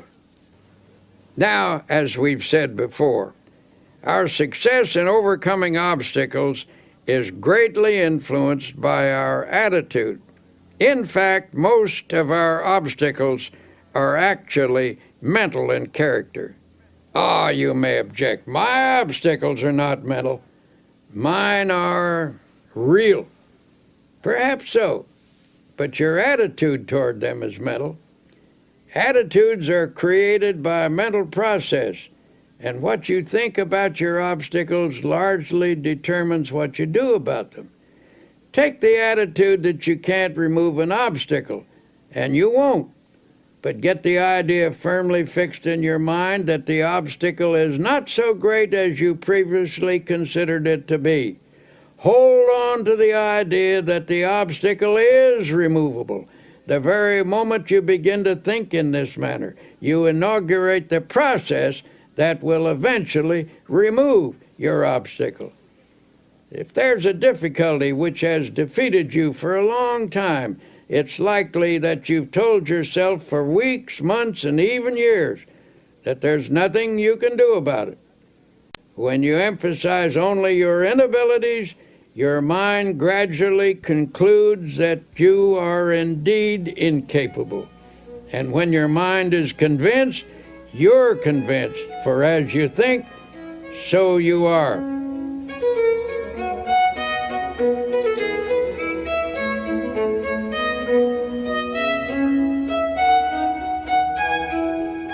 Armed with a new attitude, now take another look at that obstacle that's been bothering you. You will find that it isn't so formidable as you thought. Say to yourself, the rough is only mental. I think victory, I get victory. Remember that formula. Write it on a piece of paper, put it in your wallet, stick it over the kitchen sink, put it on your dressing table and on your desk. Keep looking at it until its truth permeates your whole mental attitude, until it becomes a positive obsession. I can do all things through Christ who strengthens me. What may seem to be a difficult proposition is hard or easy depending upon how we think about it. Some of America's greatest thinkers tackled this question of attitude, and each came to the same conclusion. Ralph Waldo Emerson believed that the human personality can be touched with divine power, and through this channel, greatness is released. William James pointed out that the most important factor in any undertaking is one's belief about it. And Henry David Thoreau told us that the secret of achievement is to hold a picture of a successful outcome in mind. Over the years, I've frequently received letters from people who discovered just how practical the I don't believe in defeat approach can be. One man wrote to relate his father's story. My father was a traveling salesman, the letter began. Every year he changed the line of goods he would sell and tell my mother that this was the last change. He always said that next year our problems would be over and we would be on Easy Street. But Easy Street never happened, and my father was always tense, always afraid of himself, always whistling in the dark. Then one day a fellow salesman gave Father a copy of a little 3-sentence prayer. He was told to repeat it just before calling on a customer. Father tried it, and the results were almost miraculous. He sold 85% of all the calls he made the first week, and every week after that the results were wonderful. Some weeks his percentage ran as high as 95, and Father had 16 weeks in which he sold every customer he called on. Father gave this prayer to several other salesmen, and in each case it brought astounding results. Here is the prayer. I believe I am always divinely guided. I believe I will always take the right turn in the road. I believe God will always make a way where there is no way. Obstacles exist, all right, but even if we don't dream them up, most of the time they're not really as difficult as they seem. It's your attitude that counts. Your attitude which gives obstacles their power or lack of power. To the degree that your attitude shifts from negative to positive, the ability to master your problems will come. You must believe that Almighty God has instilled in you the power to lift yourself out of the rough by keeping your eye firmly fixed on the source of your power. Affirm to yourself that through this power you can do anything you have to do. Believe that this power is taking the tension out of you, that His power is flowing through you. Believe this, and a sense of victory will come. There is one simple exercise to practice. Say out loud, "I don't believe in defeat. I don't believe in defeat." Continue to affirm that day and night until the idea completely dominates your subconscious. Eventually, you'll discover that the shortest path between you and your goal is a direct one, despite any obstacle in your way.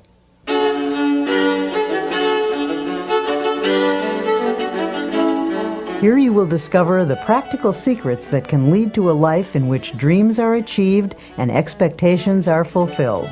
As Dr. Peale says, life cannot deny itself to the person who gives life his all. So, as you listen, keep in mind your most burning desire. Surely there's a way to make it come true. Have you been trained to believe? Are you convinced that you can successfully complete any task you set for yourself? Or are you a doubting Thomas? Do you shrink from even hoping for the things that you would love to accomplish? When you begin something, what do you really expect to happen? If you haven't been doing too well at achieving your goals, perhaps it's time to examine your expectations. It was William James who said, "Our belief at the beginning of a doubtful undertaking is the one thing that ensures the successful outcome of the venture." Rule number 1, when there's something you want, learn to believe. The Bible teaches a technique for obtaining spiritual power, a method which emphasizes how a person can make something of himself. When released, this power can provide one of the greatest forces in human nature: belief, positive thinking, faith in God, faith in other people, faith in yourself, faith in life. This is the essence of the technique. If thou canst believe, it says, all things are possible to him that believeth. If you have faith, nothing shall be impossible unto you. According to your faith, be it unto you. Believe, believe, believe.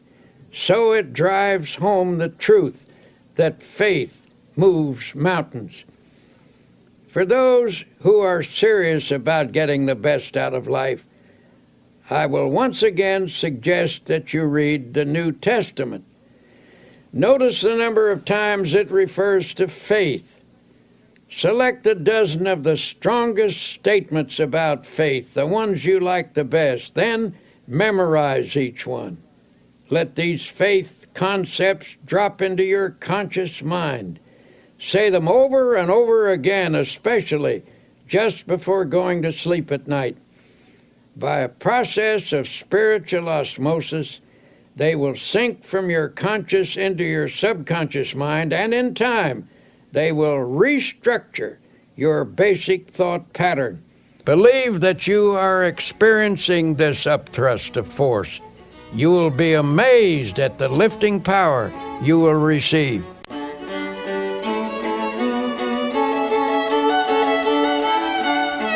Naturally, in this process of achieving the best, it is important to know where you want to go in life.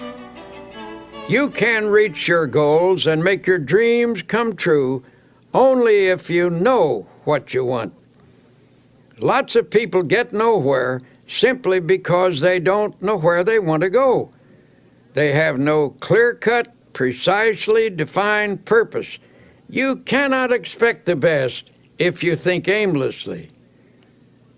I was once consulted by a 26-year-old man who was dissatisfied with his job. He was ambitious to fill a bigger niche in life and wanted to know how to improve his circumstances. In the course of our conversation, I asked him, "Well, where do you want to go?" The young man replied hesitantly, "I don't know exactly." I've never given it any thought. I only know that I want to go somewhere other than where I am. Well, what can you do best? What are your strong points? I then asked. I don't know, the man responded. I never thought that over. But what would you like to do if you had your choice? What do you really want to do? I just can't say, came the response. I don't really know what I'd like to do. I never thought it over. Finally, I said, now look here. You want to go somewhere from where you are, but you don't know where you want to go. You don't know what you can do or what you would like to do. You'll have to get your ideas organized before you can expect to start getting anywhere. And that is a failure point with many people. They never get anywhere because they have only a hazy idea of where they want to go and what they want to do. No objective leads to no end. A newspaper editor, an outstanding man in his field, was once asked, "How did you get to be editor of this important newspaper?" "I wanted to be," he said simply. "Is that all there is to it?" he was asked. "You want to be, and so there you are?" Well, that may not be all of it, but that was a large part of the process, he explained. I believe that if you want to get somewhere in life, you must make a clear decision about what you want to accomplish. Be sure it is a sound objective, then photograph this goal on your mind and hold it there. Work hard, believe in it, and the thought will become so powerful it will tend to assure its own success. I've found that there's a deep tendency to become what your mind pictures, provided the objective is sound and you hold the mental picture strongly enough. Then the editor pulled a well-worn card from his wallet and said, I repeat this quotation every day of my life. It has become my dominating thought. Here is what the card said.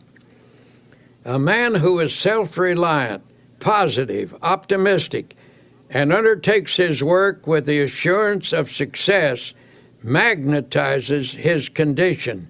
He draws to himself the creative powers of the universe. It is indeed a fact that the person who thinks with positive self-reliance and optimism does magnetize his condition, and this releases power to attain a goal. Over and over again, we've seen that what the mind profoundly expects, it tends to receive. Think about that. Perhaps this is because the thing that you expect is what you actually want. Unless you want something deeply enough to create a dynamic atmosphere of positive factors, your desire is likely to elude you. Now here is a great law to meditate upon.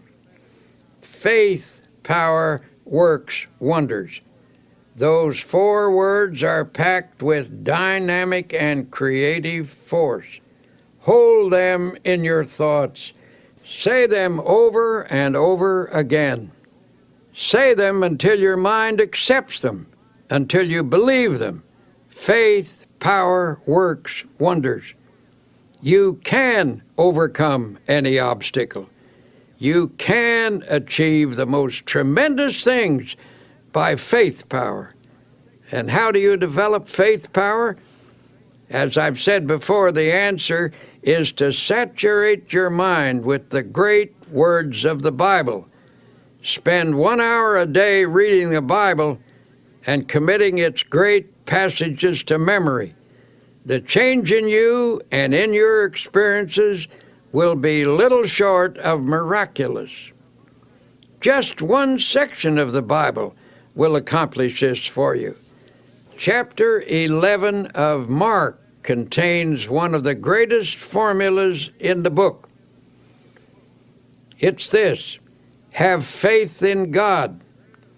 For verily I say unto you, that whosoever shall say unto this mountain, Be removed, and be thou cast into the sea, and shall not doubt in his heart, but shall believe that those things which he saith shall come to pass, he shall have whatsoever he saith.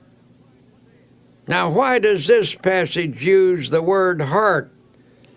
Because it means that you are not to allow doubt into your subconscious, into the inner essence of you. And this doubt is not the kind of superficial doubt which normal, intelligent questioning raises. Rather, we are instructed to avoid the deep, fundamental doubt that obstructs the flow of faith. Another interesting thing to note about this passage is that we are told, Ye shall say to this mountain. The reason great things don't happen to some people is because they aren't specific enough in their application of faith power. In other words, don't address your efforts to the entire mountain range of all your difficulties. Attack one problem at a time. Be specific. If there's something you want, what is the best way to go about getting it? In the first place, ask yourself, should I want it?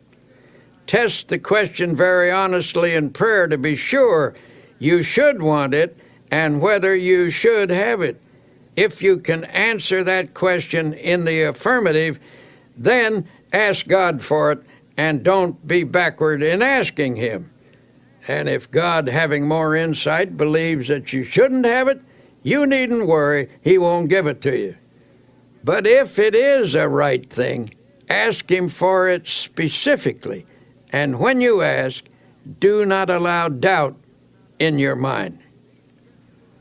These principles were suggested to one man who perpetually expected the worst in all aspects of his life. He took a negative attitude toward every project or problem he faced and expressed a vigorous disbelief in these principles. In fact, he offered to conduct a test to prove them wrong.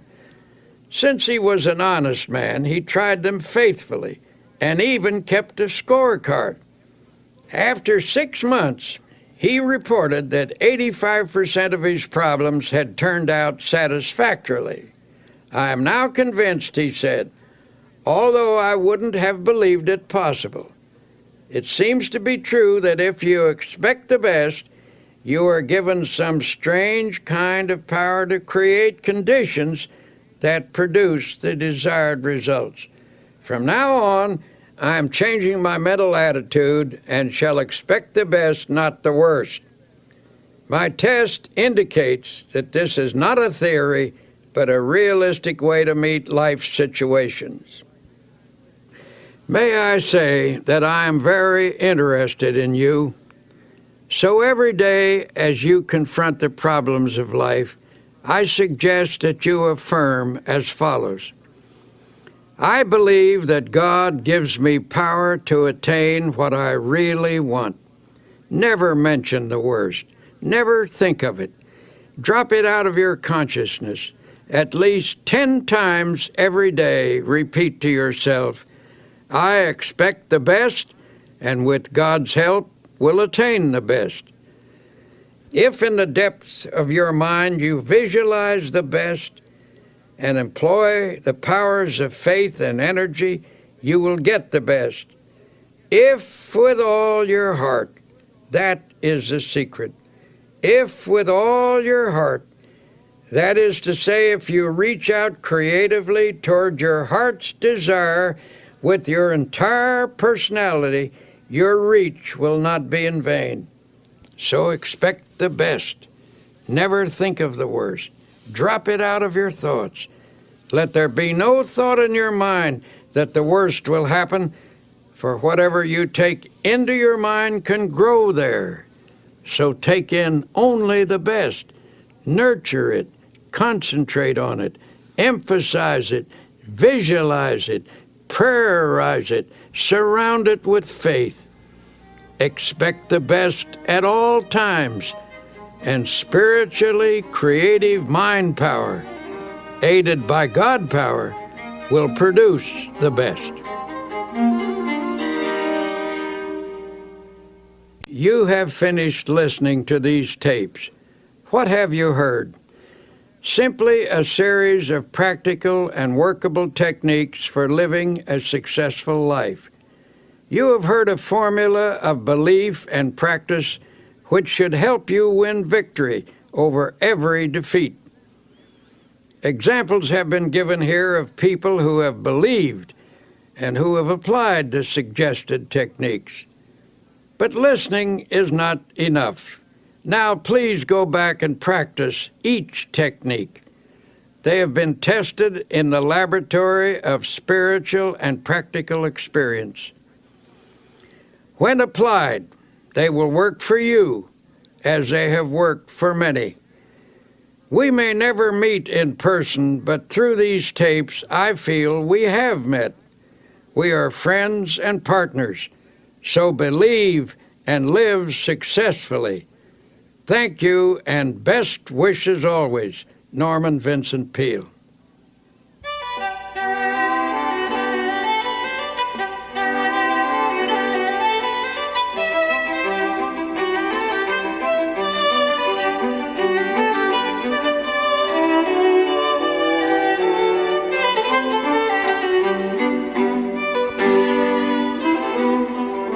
You've been listening to Dr. Norman Vincent Peale.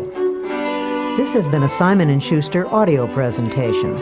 Recording engineer Ed Valentine, mixing engineer Gary Fink, writer Mary Bruton, executive producer Peg Combe. I'm Connie Goldman.